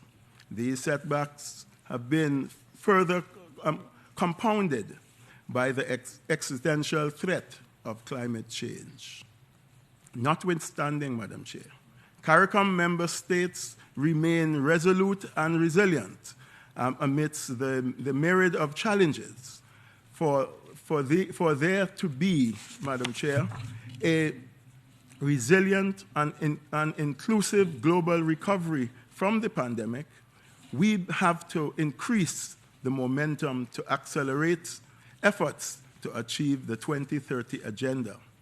SDG 8 aims to promote sustained, inclusive, and sustainable economic growth, full and productive employment, and decent work for all. We concur, Madam Chair, with the Secretary General's report that while the COVID-19 pandemic has exacerbated underlying structural deficiencies and inequalities in the labor market, it also presents a window of opportunity to take stock of these challenges and build a more inclusive, equitable, and adaptable labor market with full and productive employment and decent work for all. In CARICOM, we strive to enhance the quality of life of our people. We are guided by, among others, the CARICOM Human Resource Strategy for 2020-30. This strategy seeks to unlock the potential of our people, recognizing the need for educational reform and its contribution to growth and development. There are, Madam Chair, deep linkages between education and employment and decent work and social protection, and we, therefore, must address the creation of productive employment in a holistic manner. For nearly 3 years, since we have had to address the widespread loss of employment, the loss of educational opportunities, challenges in bridging the digital divide, and tailoring our social protection systems to adjust to the new realities. What remains clear for us is that poverty reduction and education are indispensable parts of our solution to how contemporary challenges. Education, in this regards, must also align with labor markets. Addressing inequalities, Madam Chair, in all its dimensions is fundamental to eradicating poverty and advancing social progress and achieving sustainable development for all. This indeed includes creating full and productive employment and decent work for all, long-term social policy investment that promotes sustainable development and economic growth, are essential in dealing with these challenges. The fight to reduce inequality and poverty requires an integrated, cross-cutting, and collaborative approach. We therefore reiterate the importance of international cooperation and the role of genuine partnership between all, including North-South and South-South triangular cooperation. We support the national efforts to fight inequality and eradicate poverty in all its forms. Madam Chair, CARICOM reaffirms its commitment to fulfilling the goals outlined in the Copenhagen Declaration and Program of Action addressed in 1995, particularly addressing the issues of poverty reduction, promotion of full and productive employment, and the fostering of social inclusion. We commend the work undertaken by this Commission in helping us to navigate these turbulent waters and these turbulent times while we recover from the pandemic. We look forward, Madam Chair, to further discussions and engagement as we strive to bring out the greatest potential of our people, including creating full and productive employment and decent work for all. I thank you. I thank the distinguished permanent representative of Antigua and Barbuda speaking on behalf of CARICOM. I now give the floor to the distinguished permanent representative of Chile speaking on behalf of a group of friends of older persons. Thank you, Madam Chair. First, let me join in expressing my condolences and sympathies to Turkey and Syria for the terrible earthquake and the sad toll of victims. Now, Madam Chair, I have the pleasure to speak on behalf of the members of the groups of friends of older persons at the United Nations in New York. Argentina, Bolivia, Brazil, Colombia, Costa Rica, the Dominican Republic, Ecuador, El Salvador, Guatemala, Honduras, Indonesia, Kenia, Malasia, Mexico, Panama, Paraguay, Peru, the Philippines, Qatar, Slovenia, South Africa, Trinidad and Tobago, Turkey, Uruguay, and my own country, Chile. While discussing the significance of social development and human well-being for all, as well as the creation of full and productive employment and decent work for all as a way of overcoming inequalities to accelerate the recovery from the COVID-19 pandemic and the full implementation of the 2030 Agenda, this group of friends would like to highlight how older persons are relevant to this discussion. Madam Chair, the aging of population is a phenomenon that we must consider in relationship with this year's priority theme.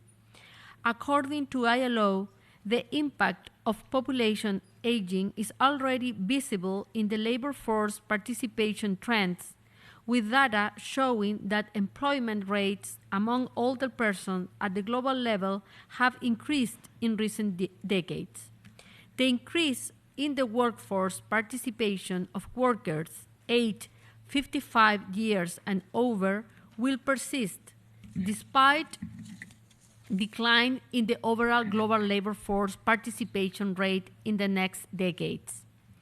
We highlight the need to take active measures to address age discrimination, including policies, legislation, and public awareness campaigns, which are crucial to remove barriers for older workers in recruitment, promotion, training, and employment retention.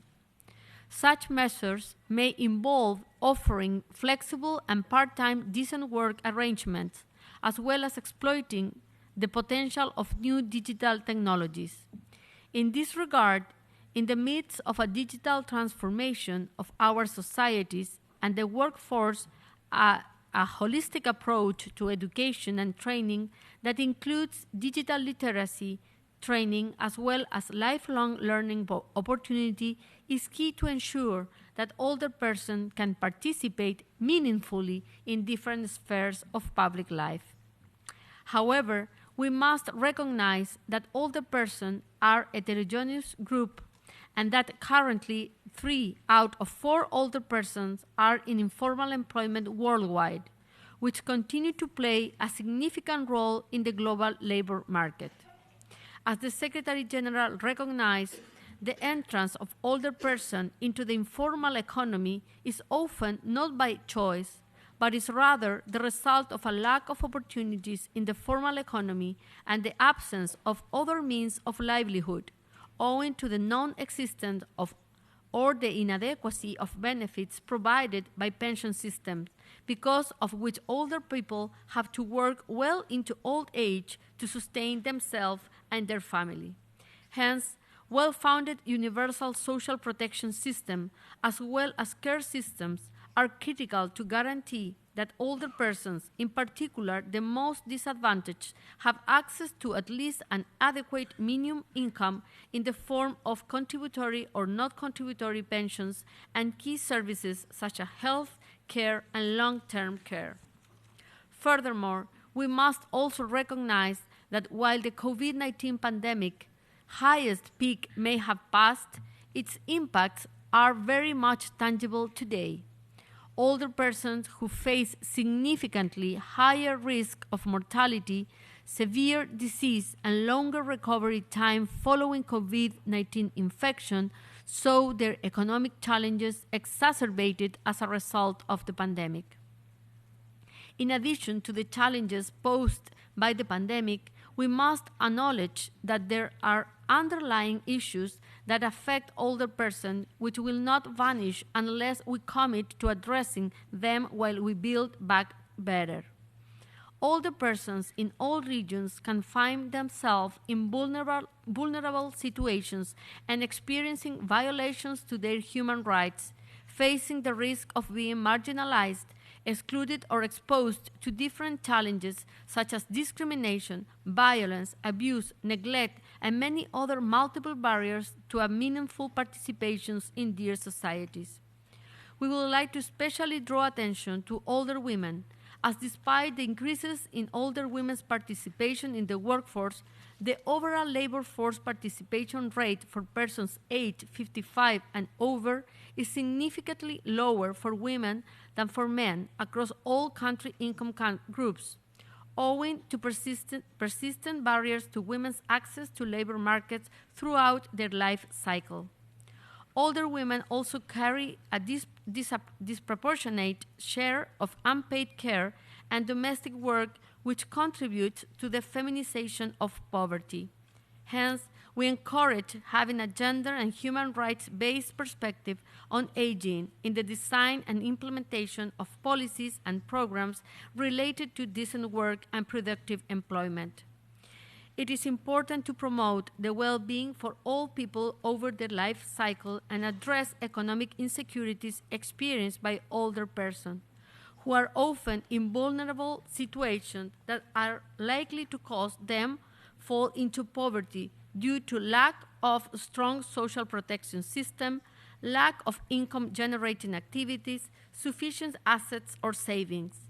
In this regard, it is important to collect disaggregated data on older persons, in particular on women beyond their reproductive age, so that their multidimensional needs can be also accounted for in the social protection data indicators. Madam Chair, the group of friends would like to recall the Madrid Plan of Action as an important roadmap to link the issues of aging, human rights, and development. Such link is relevant and pertinent to the current times. In the face of the well-documented demographic trends in which the number of persons aged 65 years or over is projected to increase more than double by 2050 globally, it is important to have forward-looking view and mainstream aging across the UN system, as well as in national context, in order to effectively address the implication of longevity and population aging.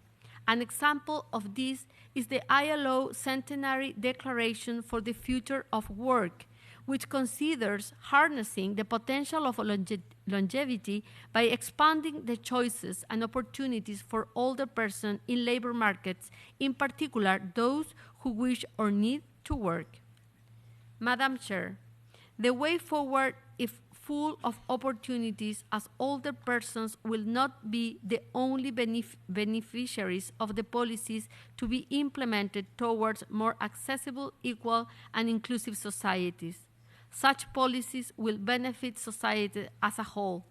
For this reason, it is important to remember we are not starting from scratch, and therefore our efforts should focus on building complementarities and synergies, as well as bridging gaps between the Madrid Plan of Action, the United Nations Decade of Healthy Aging, the Sustainable Development Goals, and the outcomes of the consultative process regarding the Secretary General's report, Our Common Agenda.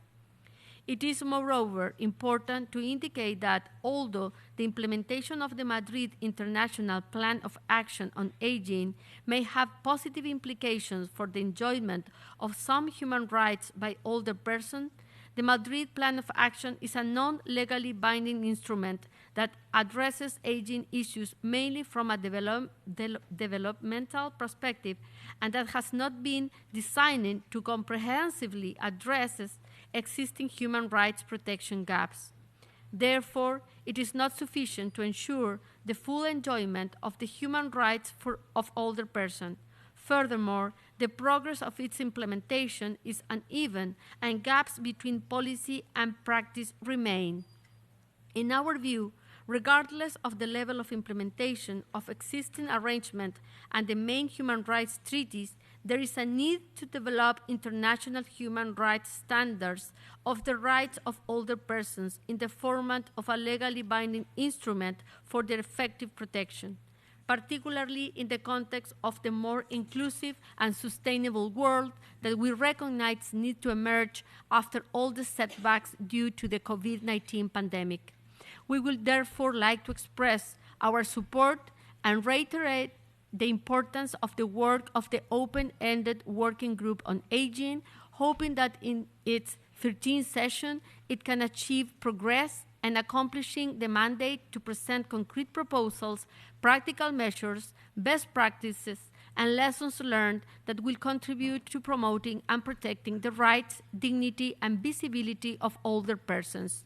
Lastly, Madam Chair, this group of friends remains committed to engaging constructively with other member states and the UN system in order to advocate for the rights of older persons and to achieve truly inclusive and sustainable societies from which all of us can benefit. Thank you, Madam Chair. I thank the distinguished permanent representative of Chile speaking on behalf of the group of friends of older persons. I now give the floor to the distinguished permanent representative of Colombia speaking on behalf of the UN LGBTI core group.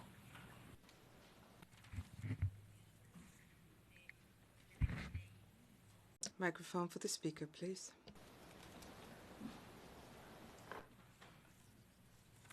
Presidente. Thank you, Madam Chairman.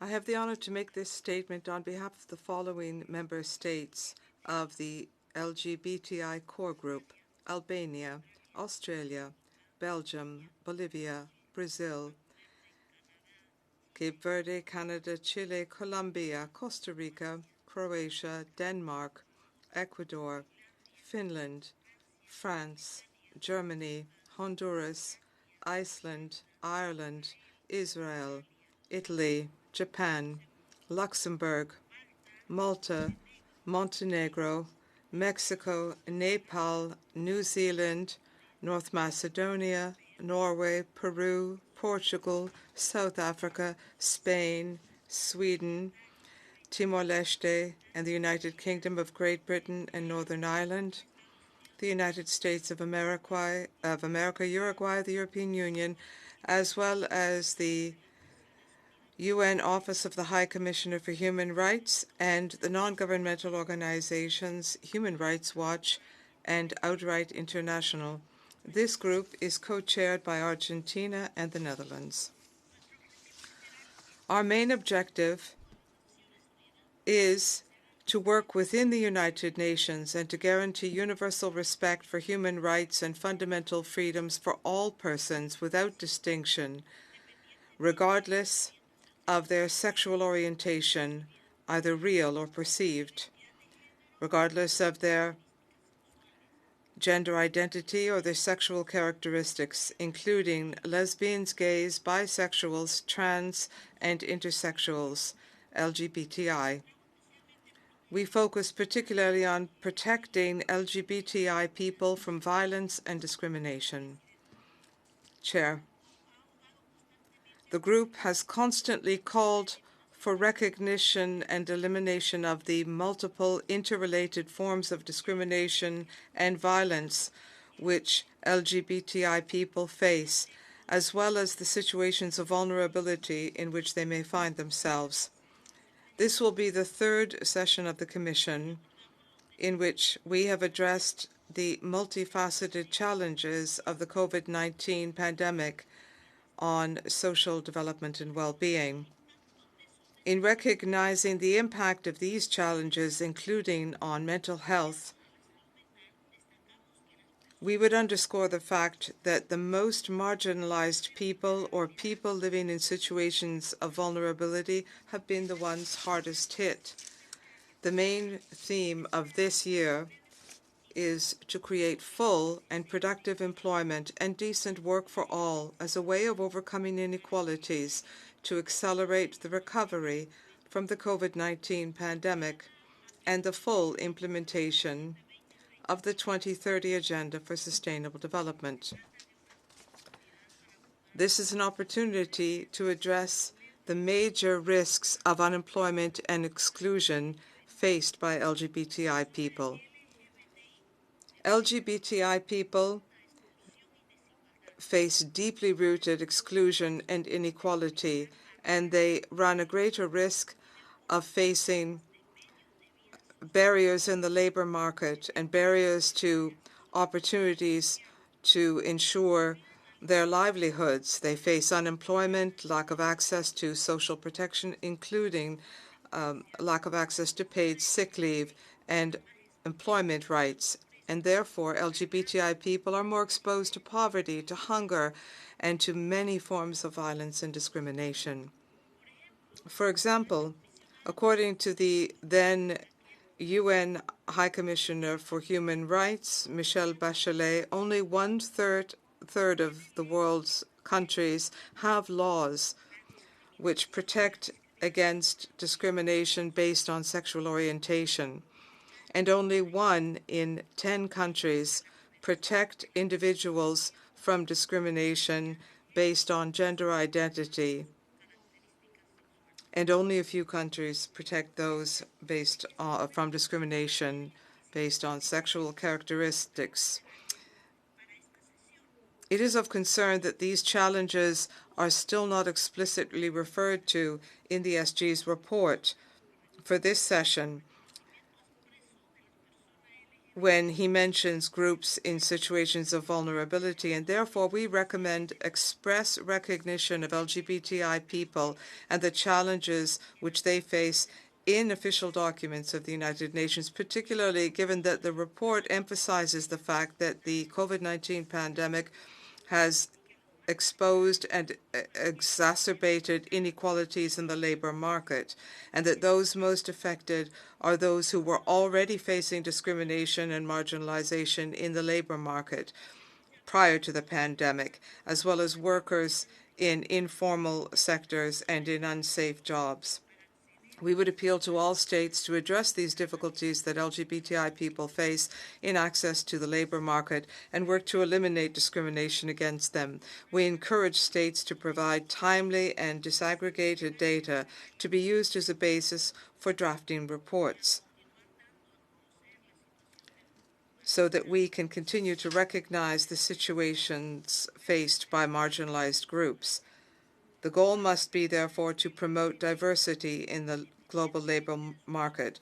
All LGBTI people, regardless of origin, have the right to be included in the workplace on an equal footing with everyone else, and employers must have necessary tools to guarantee an inclusive and fair labor environment for all people, in particular for LGBTI people.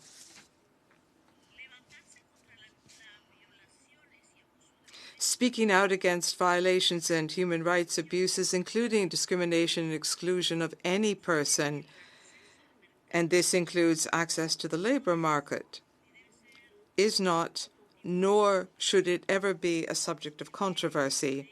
The LGBTI core group is asking that we continue to defend the universality of human rights and our commitment to leave no one behind in order fully to protect the rights of LGBTI people. Thank you. I thank the distinguished parliament representative of Colombia speaking on behalf of the UN LGBTI core group. I now give the floor to the distinguished His Excellency Luis Miguel de Camp, Minister of Labor of the Dominican Republic. Please, you have the floor, Your Excellency. Madam Chairman, the representation of the Dominican people would like to extend our most sincere and heartfelt condolences to the people of Turkey and Syria at the loss of life and damage caused by the terrible earthquake which struck early this morning. Our concerns and our prayers are with all of you. We would also like to congratulate the chair and all other members of the new Bureau on your election, and we ensure you our support so that this will be a successful session. As the Secretary General of the United Nations outlined in his November 2022 report on creating full and productive employment and decent work for all as a way of overcoming inequalities to accelerate the recovery from the COVID-19 pandemic and the full implementation of the 2030 Agenda for Sustainable Development. The COVID-19 pandemic has worsened economic inequalities, and millions of workers have lost their jobs, and the conditions for decent work and fair work have worsened, even for those who have had the good fortune to keep their jobs or recover work after the pandemic. This is a reality which has also impacted the Dominican Republic as a result of the COVID-19 crisis, and that is why, since the beginning of his mandate, the primary focus of our government, headed by our President, Luis Abinader, has been to promote recovery of jobs lost during the pandemic and implementing measures and public policies. And this is being done in order to guarantee hundreds of thousands of jobs. One of the efforts that has been undertaken is the setting up of healthcare clinics on the job site, particularly in tourist areas. We've also focused on improving living conditions for workers, and we've created 600,000 new jobs, and to date, more than 400,000 jobs that were lost during the pandemic have been recovered. In addition to that, 120,000 new jobs have been created.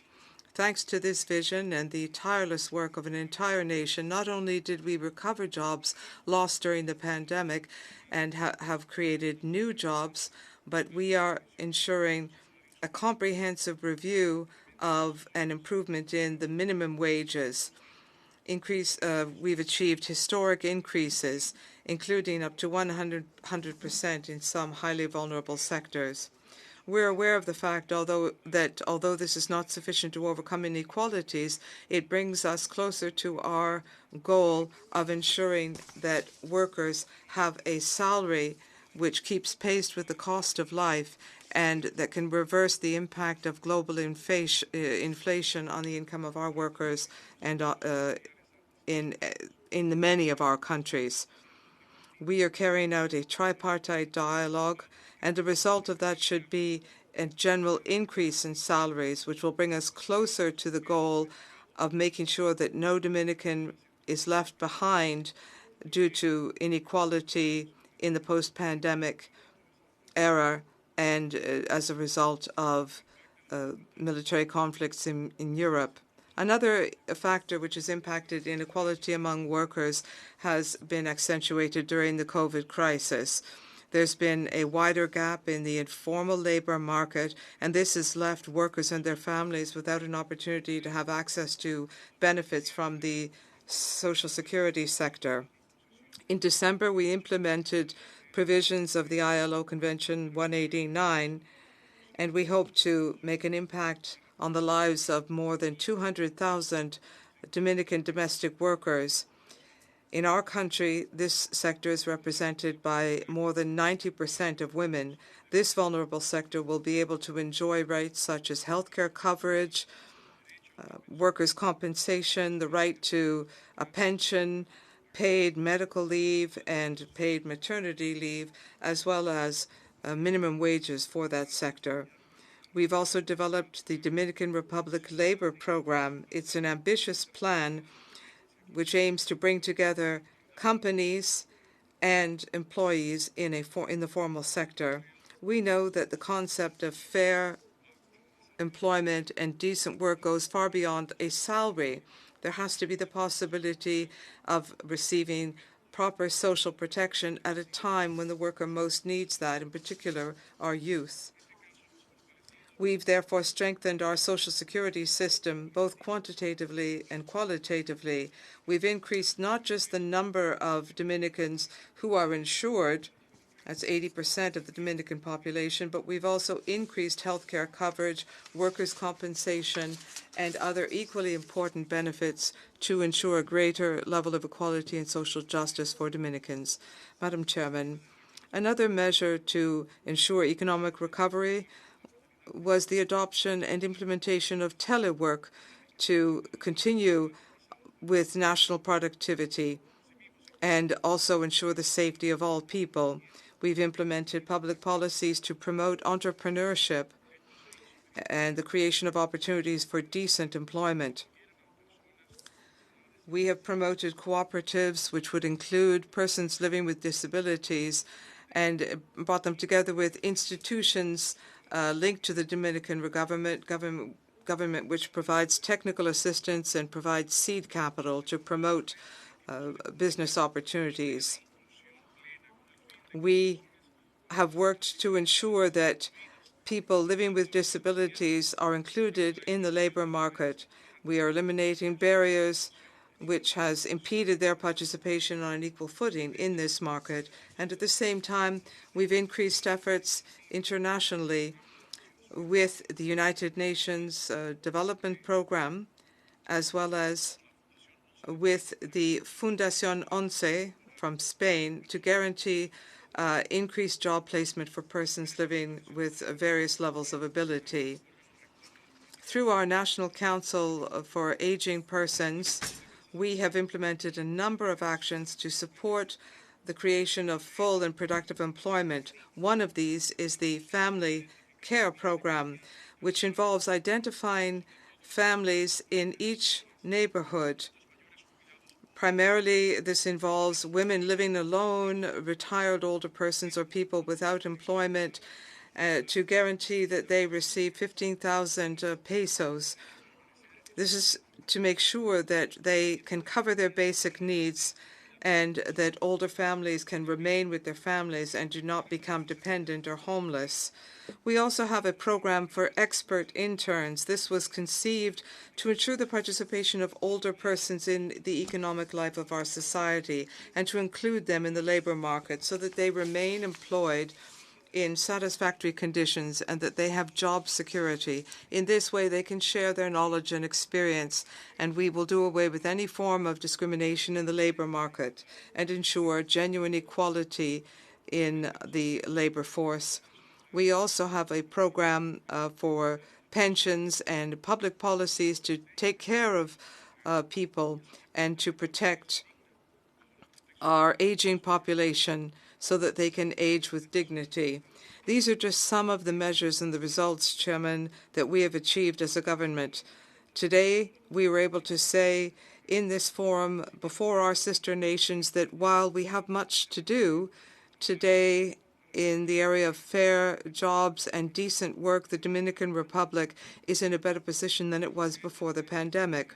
We know that that is not the situation of other sister nations, and we are aware of the fact that in a globalized and deeply interconnected economy, growing alone is not sustainable, and that can even lead to a further cycle of regional poverty.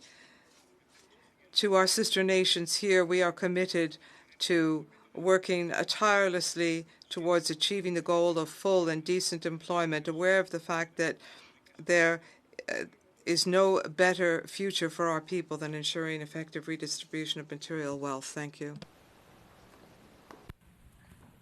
I thank His Excellency Luis Miguel de Camp, Minister of Labor of the Dominican Republic.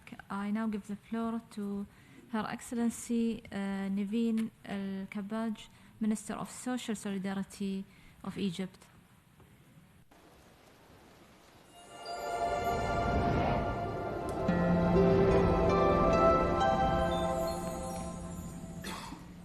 Distinguished attendees, it is a pleasure to participate with you in the 61st session at the Commission for Social Development and to share with you Egypt's experience in order to create full and productive employment and decent work to accelerate the recovery from COVID-19 pandemic. Actually, poverty represents a socio-economic phenomenon that is inherent to many economies and societies, and that all humanity strives in order to alleviate and to improve the well-being for people and live a decent life. The vast majority of the world's poor actually live in rural areas, where nearly 70% of the population who live in rural areas are poor, and that live on less than $2 a day. The poor and small businesses, especially in developing countries, face many barriers to accessing economic opportunities and to expand their economic investment, including limited financial services, inability to provide official documents sometimes, lack of bank services and bank guarantees, and limited capacities to manage funds, as well as also to deal with markets. In 2020, all people were affected, not only the rural, by COVID-19, including the urban as well as the rural, including middle classes as well as the rich classes, and including all developed and developing countries. Ministry of Social Solidarity in Egypt plays a pivotal role in building, protecting, and investment in human capital through expanding in social safety net programs, economic empowerment programs, investment in vocational training, financial inclusion, as well as empowering vulnerable groups. Priorities that constitute a core part of Egypt's human rights strategy that was launched in September 2021. Ministry of Social Solidarity has adopted different policies to alleviate multidimensional poverty. Conditional cash transfer reached 5.2 million households after it was 1.6 million 3 years ago. Now it sums up to 5.2 million and that reaches around 22 million individuals. 68% of the beneficiaries live in rural areas, and actually 74% of the beneficiaries are women. 1.5 million casual workers were covered by financial assistance for a period of 8 months after COVID-19. 13.8 million workers are covered by the social insurance and social pension system, especially after the reform of social insurance and pension law that took place in 2019. In 2021, Egypt, led by President Abdel Fattah el-Sisi, has launched a massive social and economic development program, especially in rural areas. Its name is Hayat Karima. Hayat Karima is decent life. 58% of the population are covered in this program in 4,500 villages in 20 governorates, and the total cost of the program reaches around 800 billion Egyptian pounds. This was a very high cost for Egypt, but also its goal was very precious in order to protect people in our rural areas. This program adopts a comprehensive and inclusive approach for development, in rural areas while considering improvement of social services, of basic services, expanding on water and sanitation connections, gas connections, electricity, as well as telecommunication services, and also expanding in economic development opportunities and in banking services. Economic empowerment initiatives included 120,000 micro-enterprise projects were implemented with soft loans and low interest rates. 78% of these projects are implemented in rural areas. Food security projects and environmentally friendly projects were encouraged that support farmers in order to the alleviation of the poverty, but in order to promote the utilization of natural resources, value chain initiatives, income generation initiatives, recycling, and agribusiness incubators. Expanding opportunities for women participation in labor market was considered, while offering reproductive health services and availing them free of charge. And this was in constant attempts to promote and to control, to reduce population growth, and as well expanding in developing nurseries and expanding in building, developing, furnishing nurses to promote early childhood services. MOS has also issued over 11 million smart cards, MISA prepaid cards, in its efforts to expand in financial inclusion. Most beneficiaries are under the social protection programs and social insurance programs as well. Finally, investment in social protection needs to go beyond a one-off crisis response and to be part of broader and longer-term policies in order to alleviate poverty, to reduce inequalities. We must work to develop comprehensive, universal social protection that is more inclusive, that is adequately financed, and actually offers opportunities for human investment and human capitalizing their maximum resources, and that opens door wide to environmentally friendly and to sustainable development. It was a pleasure to be with you, and hope next time I'll be with you in New York. Thank you very much.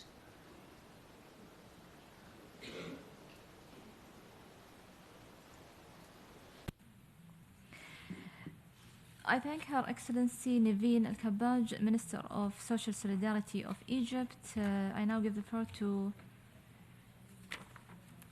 His Excellency Rafael Rodriguez, Minister of Labor of Guatemala. Señora Presidente. Madam Chairman, Guatemala would like to thank the members of the Bureau and the Secretariat for coordinating the 61st session of the Commission for Social Development. The government of President Alejandro Giamete Falla, in order to promote inclusive and sustained economic growth, has drafted with vulnerable peoples, employers, and workers our national decent job policy 2017 to 2032. It is in line with Goal 8 of the SDGs. We also have our National Development Plan, CATUN 2032. We have 11 national dialogues and 9 territorial dialogues. 4 of the strategic axes include job creation, development of human capital, creating a favorable environment for the development of enterprises, and transition to the formal sector. We have a human rights approach, decent work, outreach, social dialogue, inclusion, gender equality, to improve opportunities for men and women to have decent and productive jobs.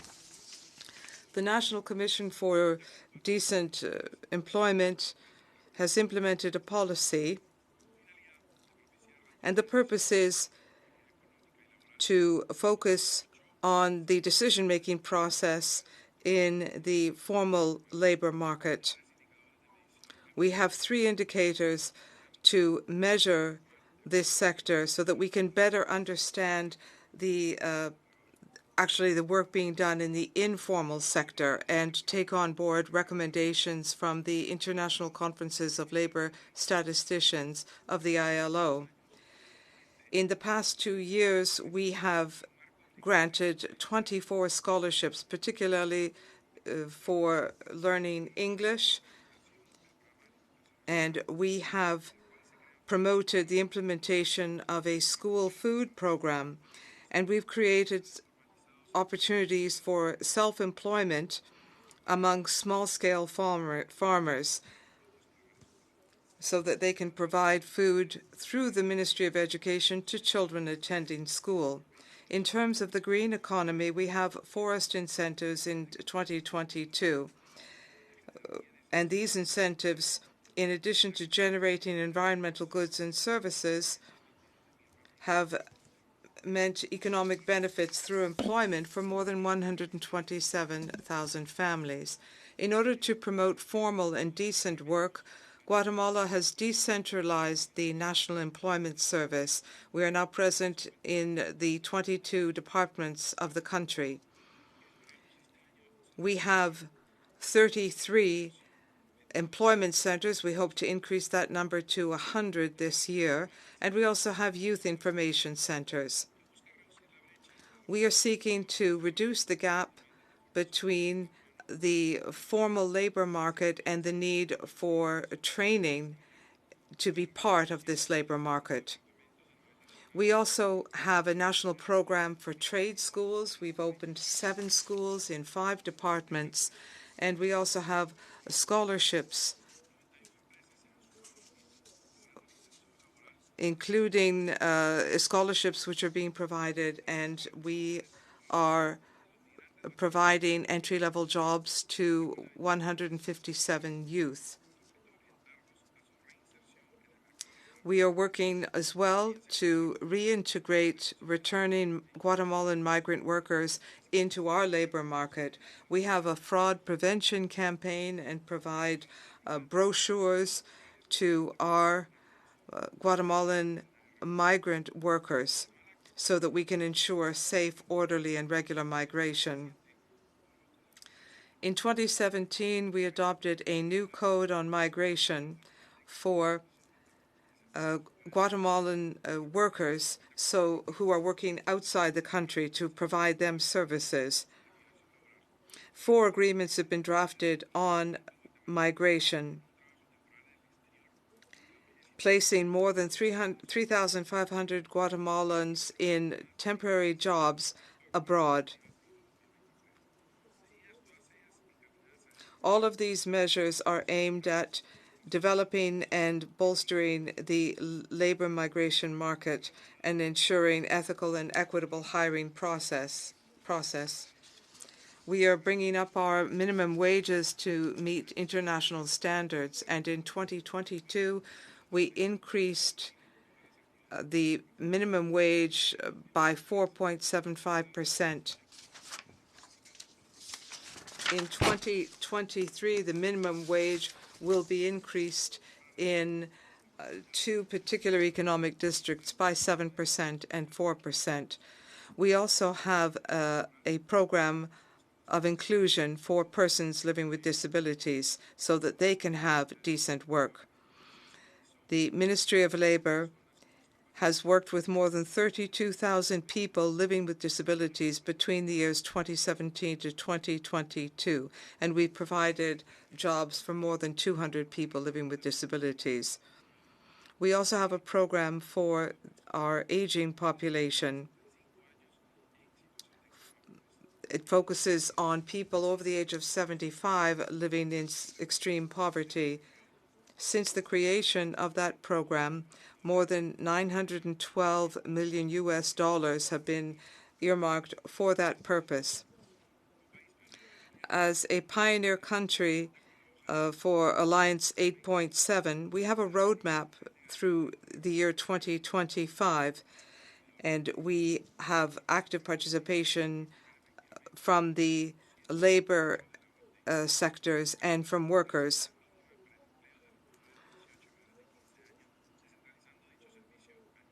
We have addressed the issue of the minimum age of employment for youth aged 18 and also for youth aged 15 throughout the country. Thank you very much, Madam. I thank His Excellency Rafael Rodriguez, Minister of Labor of Guatemala. I now give the floor to His Excellency Julio Javier Montes, Minister for Development and Social Inclusion of Peru.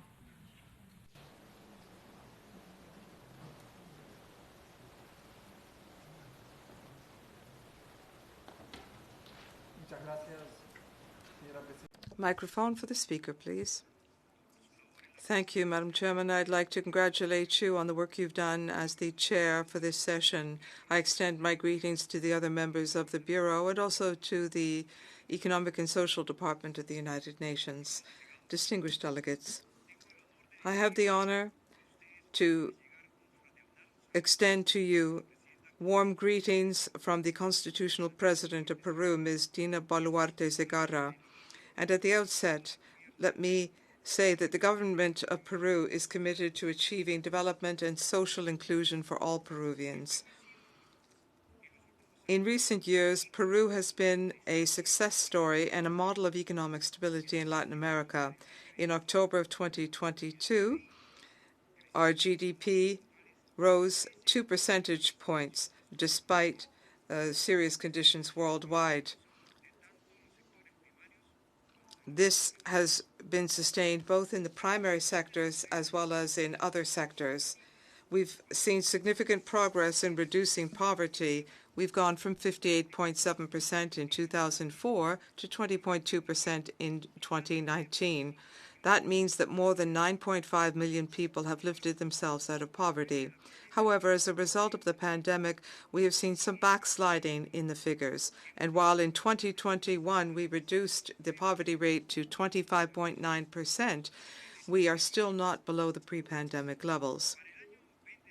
In 2020, the rate of decent employment was 42.1% throughout the country.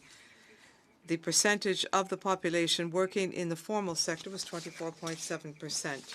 In 2021, estimates carried out by age group showed that children under the or youth under the age of 25 had the highest rate of unemployment. This data shows the importance of considering the existence of these ninis, as we call them, youth who do neither study nor work. According to the recent census, the figure is estimated at 21.2%.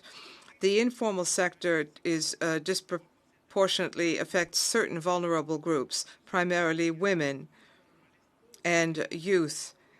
The precarious nature of informal work has been seen in the context of the COVID-19 pandemic.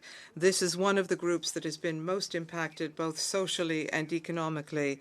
Colleagues, in addressing this situation, the government headed by President Boluarte adopted at the end of last year the new national policy on development and social inclusion through the year 2030 and aligned it with the SDGs. Social exclusion generated by poverty throughout the life cycle of people is seen as a complex, multidimensional public problem. This national policy for development and social inclusion is focused on the future, and by 2030, social exclusion generated by poverty will have been reduced through all phases of the life cycle. We're referring not just to monetary poverty, because we recognize that monetary poverty is just one part of the concept of poverty. Poverty is multidimensional, and we do hope that by 2030, the percentage of the population in a situation of monetary poverty will be below 15%. The target population of this policy is primarily rural. Those people living in situations of poverty, extreme poverty, or who run the risk of falling into poverty, both rural and urban populations. Our ministry, therefore, is promoting full and productive employment and decent work for all within its policy to increase capacity to ensure the economic inclusion of youth and adults so as to ensure their social inclusion. a number of actions are being undertaken to increase access to quality work through our social programs. And I'd like to highlight the following, namely the Cooperation Fund for Development, known as Fund CODES. The intervention is provided through what is known as Hakuwine and Noa Hayatai in our Quechua language, which means let us grow. We are promoting sustainable economic inclusion of our poor and extremely poor rural communities, developing their productive capacities, promoting family entrepreneurship in Andine and Amazon rural communities. In this context, since 2012 through December of 2022, we have established more than 2,466 projects. More than 359,842 households have benefited, and more than 2,366 towns have been involved. In 2023, we've assisted more than 65,000 rural homes. In addition to that, Fund CODES provides support to small and medium-sized enterprises to help them increase their level of production and employability. At the same time, Fund ECOS is involved in the urban areas as well through their female entrepreneurship program. They are working with more than 800 women's associations, such as soup kitchens, and they've developed their technical and productive capacity and helped them to ensure sustainable entrepreneurship and self-employment.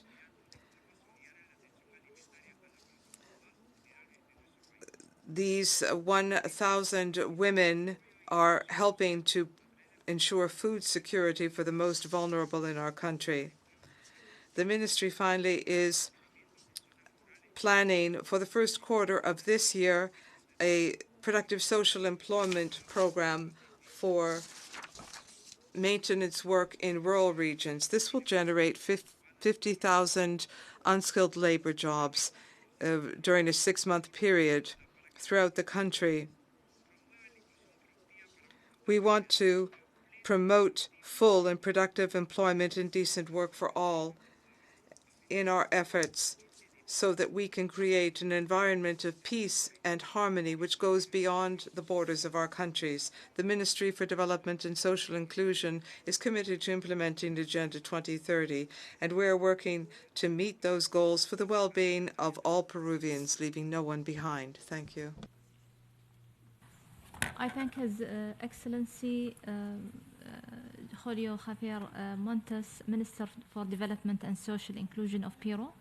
I now give the floor to Her Excellency Oksana Zelenovic, Minister of...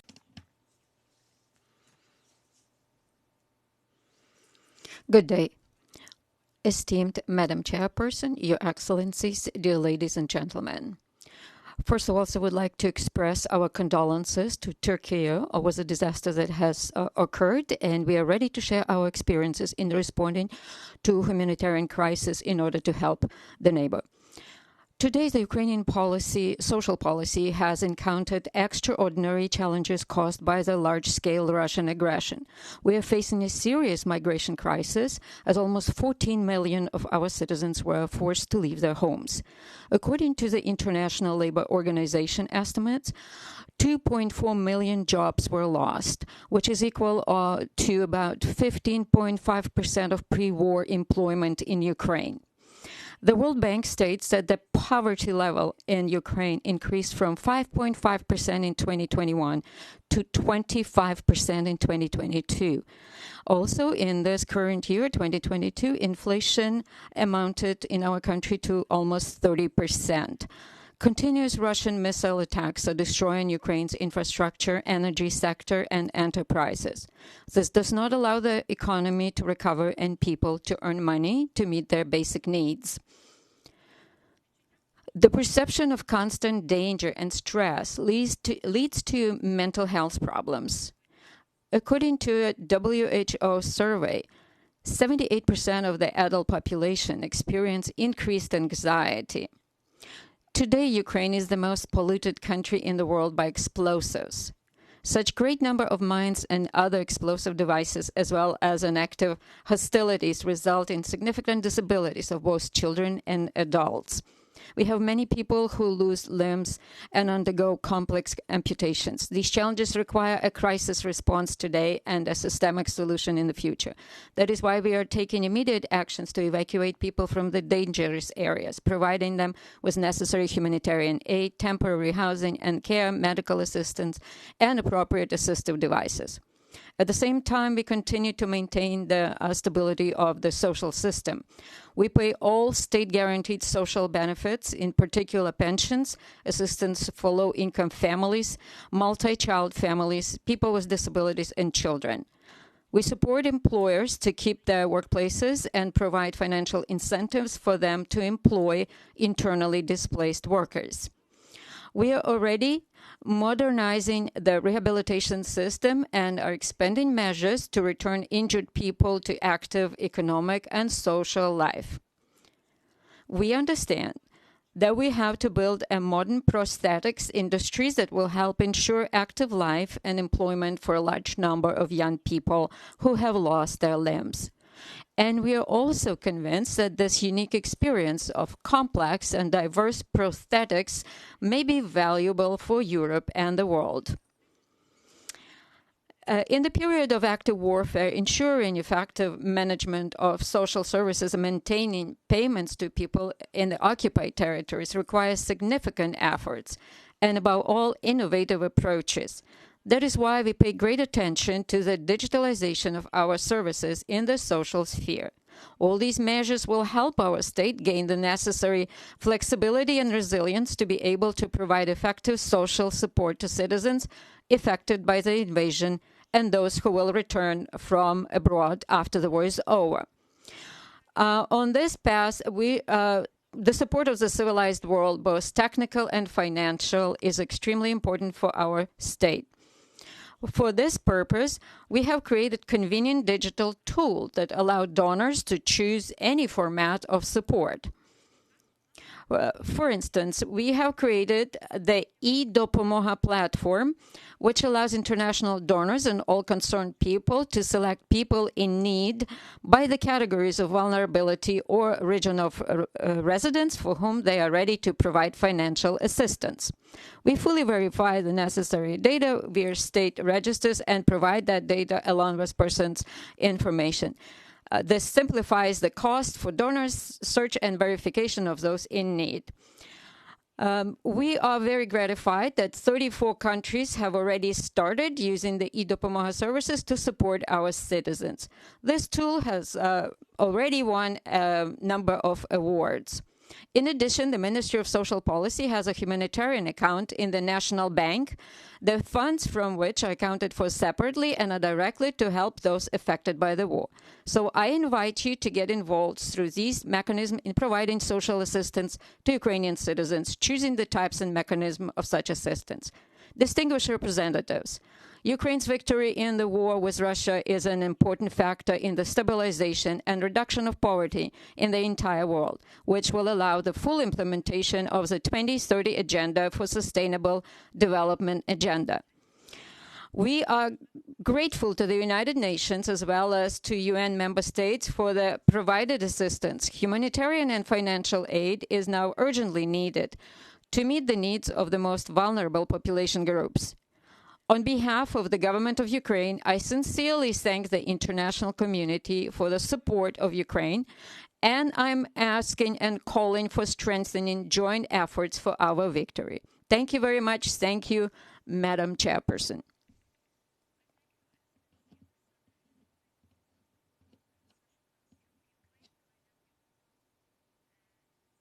José Carlos Cardona Erazo, Minister of Social Development of Honduras. Señora Presidenta. Madam Chairman and delegates, I'd like to begin by extending my solidarity and my prayers to the people of Turkey and Syria following the terrible earthquake which has struck these two nations. We also endorse and support these statements made by the Group of Friends of Older Persons and the UN Group to protect the human rights of LGBTQIA persons. Recovery for countries, poor countries, after the COVID-19 pandemic has been slow and not very satisfactory in social terms. This has been mentioned here, and I would like to tell you what has happened in our country. After the state coup in 2009, Honduras had 12 years of anti-democratic and authoritarian governments which did not address the social agenda, and therefore poverty increased to 17 percentage points, leaving us with 74% of poor people and 55% of people living in extreme poverty, a total of 5.5 million people at a great risk of food insecurity, and 7 million people living on the poverty line, and this in a country with just a little over 8 million people. This socioeconomic situation worsened during the COVID-19 pandemic, as we have said here. Many people living in vulnerability saw their possibilities for generating income diminish, and the country was left, there was minimal circulation, and the country was left in a state of food insecurity. There was a considerable gap in particular sectors, primarily for those living with disabilities, older persons, indigenous, Afro-Honduran populations, and the LGBTQIA people. Xiomara Castro, the first woman in history to head our country, came into the government in January 2022. This provided us with an opportunity to reverse the trend. We are committed to social protection and to take up the Agenda 2030 and the SDGs. And I'm going to mention some of our policies which align with the SDGs. We have focused on social protection and improving our statistics, and we now have our new map of extreme poverty with the variability so that we can see how we can best impact the lives of significant segments of the population living in abject poverty. We have some programs set up with the assistance of other countries. Our Solidarity Network, it seeks to reach 3.5 million people living in over 2,000 communities, which are in extremely poor sections of our country. We also are meeting the needs of people who are completely disconnected from the economic system, providing them with social service packages so that we can help reduce the gaps. We also aim to reach 12 social vulnerable groups by providing accessible financing. Food security and nutritional security, this is another important priority issue for the government. We have agricultural, livestock, and coffee production bonds to increase the productive capacity of the country so that we can avoid fluctuations due to changes in international markets. We have school food programs reaching 1.2 million children this year. $50 million will be invested in 2023 to provide food for all. There are indirect measures that are also being carried out so that we can earmark more funds for direct and indirect social protection. For example, redirecting funds to pay our debt. We paid $1 billion last year without creating any more foreign debt. We've also provided electricity to more than 900,000 families who do not pay for electricity and therefore have increased their capacity. We are also working with financing from public banks for social housing, and impoverished and historically excluded sectors of the population now have access to funding. We provided microfinancing through our public-private banks in the poorest regions. We are also addressing our environmental vulnerability. We have set up so-called green battalions to address issues in some of the areas of the country that have been irresponsibly managed. We have international support and financing to help us protect our environment, and we also have funds for reforestation. We are one of the most environmentally vulnerable countries, as you know. The challenges are great because there's no tangible will to support from the wealthy countries to help finance these strategies to reduce extreme poverty and address climate vulnerability. Nor are there global agreements to address the responsibility for damage caused to the environment and the impact on the poorest countries.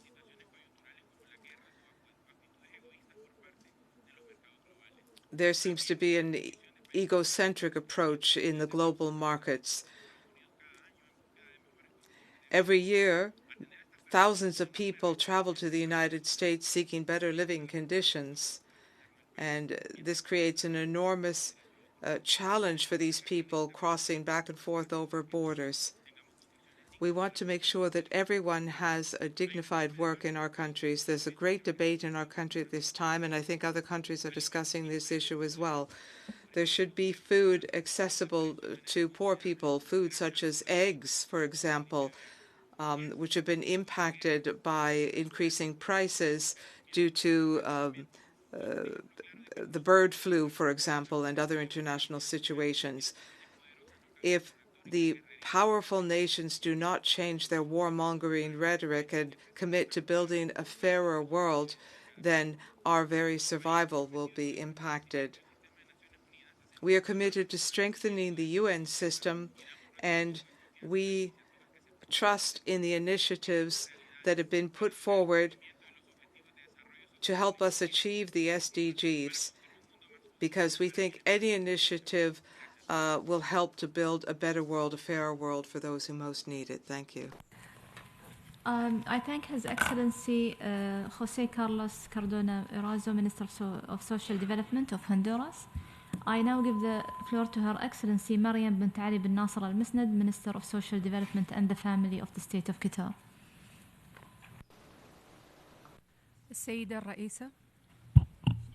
السيدة الرئيسة، أصحاب السعادة، السيدات والسادة المحترمين، في البداية نعبر عن خالص أسفنا للخسائر التي تعرضت لها تركيا وسوريا أثر وقوع زلزال، ونتمنى الأمن والسلامة للجميع. أصحاب السعادة، السيدات والسادة المحترمين، أهنئكم على رئاسة اللجنة، وأتقدم بالشكر على جهودكم في تنظيم هذه الدورة لما تحمله من آفاق للتعاون الدولي والتنمية الاجتماعية والاقتصادية بما ينعكس على مصلحة ورفاه الإنسان. كما تعلمون فإن شهر مارس المقبل سيكون بحلوله قد مضى 28 عاما على قمة كوبنهاغن التاريخية للتنمية الاجتماعية، والتي تعهدت الحكومات في أكبر تجمع لقادة العالم إلى وضع الأفراد في مركز التنمية والتأكيد على العدالة الاجتماعية والتنمية كأساسين من أجل تحقيق السلام والأمن المستدام.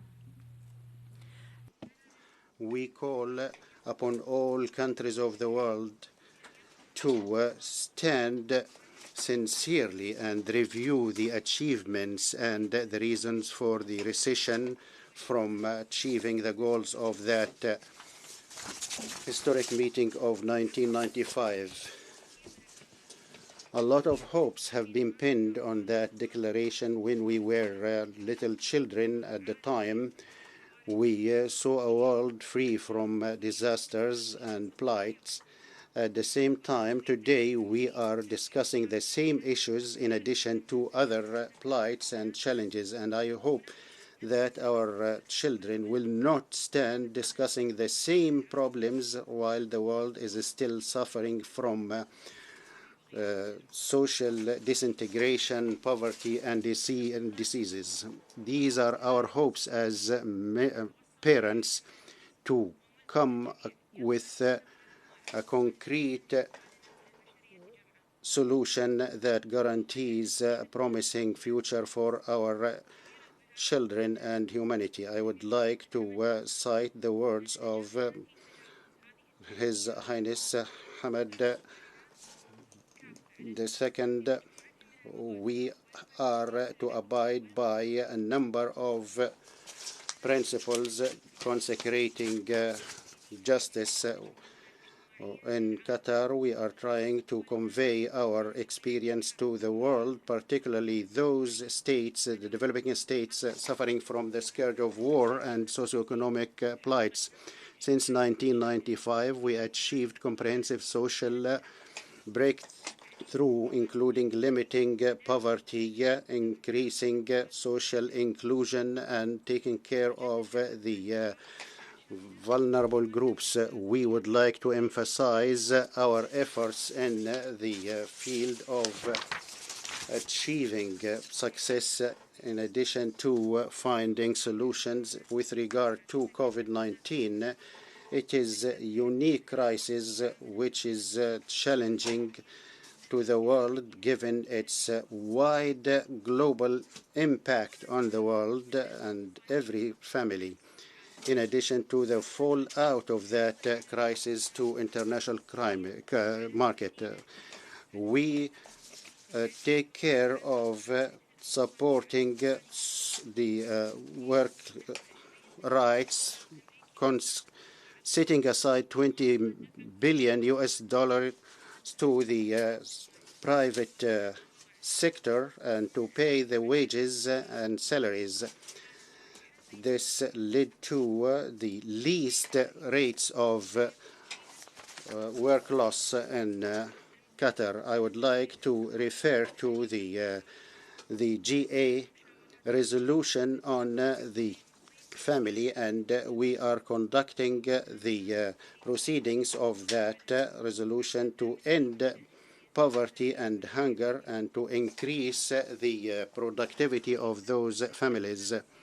In this connection, I would like to express our pride in hosting the 5th UN conference on the LDCs from 5 to 9 March 23. We are helping the LDCs by all means to avoid unemployment and deprivation of jobs. We look forward to continuing support to all bodies and programs of the UN, particularly those relating to achieving socio-economic development and the elimination of poverty. In conclusion, I would like to emphasize the need of international cooperation to achieve recovery so that nobody will be left behind and everybody will enjoy decent work. Thank you. Ali bin Nasr al-Musnad, Minister of Social Development and the Family of the State of Qatar. We have just heard the last speaker in the general discussion for this meeting. The Commission has thus concluded its program of work for this meeting. In accordance with our organization of work, the general discussion of the sub-items A and B of Agenda Item 3 will continue tomorrow afternoon at 3 p.m. I would like to remind delegations that inscription for the list of speakers on the e-delegate will close tomorrow at 6 p.m. This afternoon at 3 p.m., the Commission will hold a high-level panel discussion on its priority theme. The meeting is adjourned.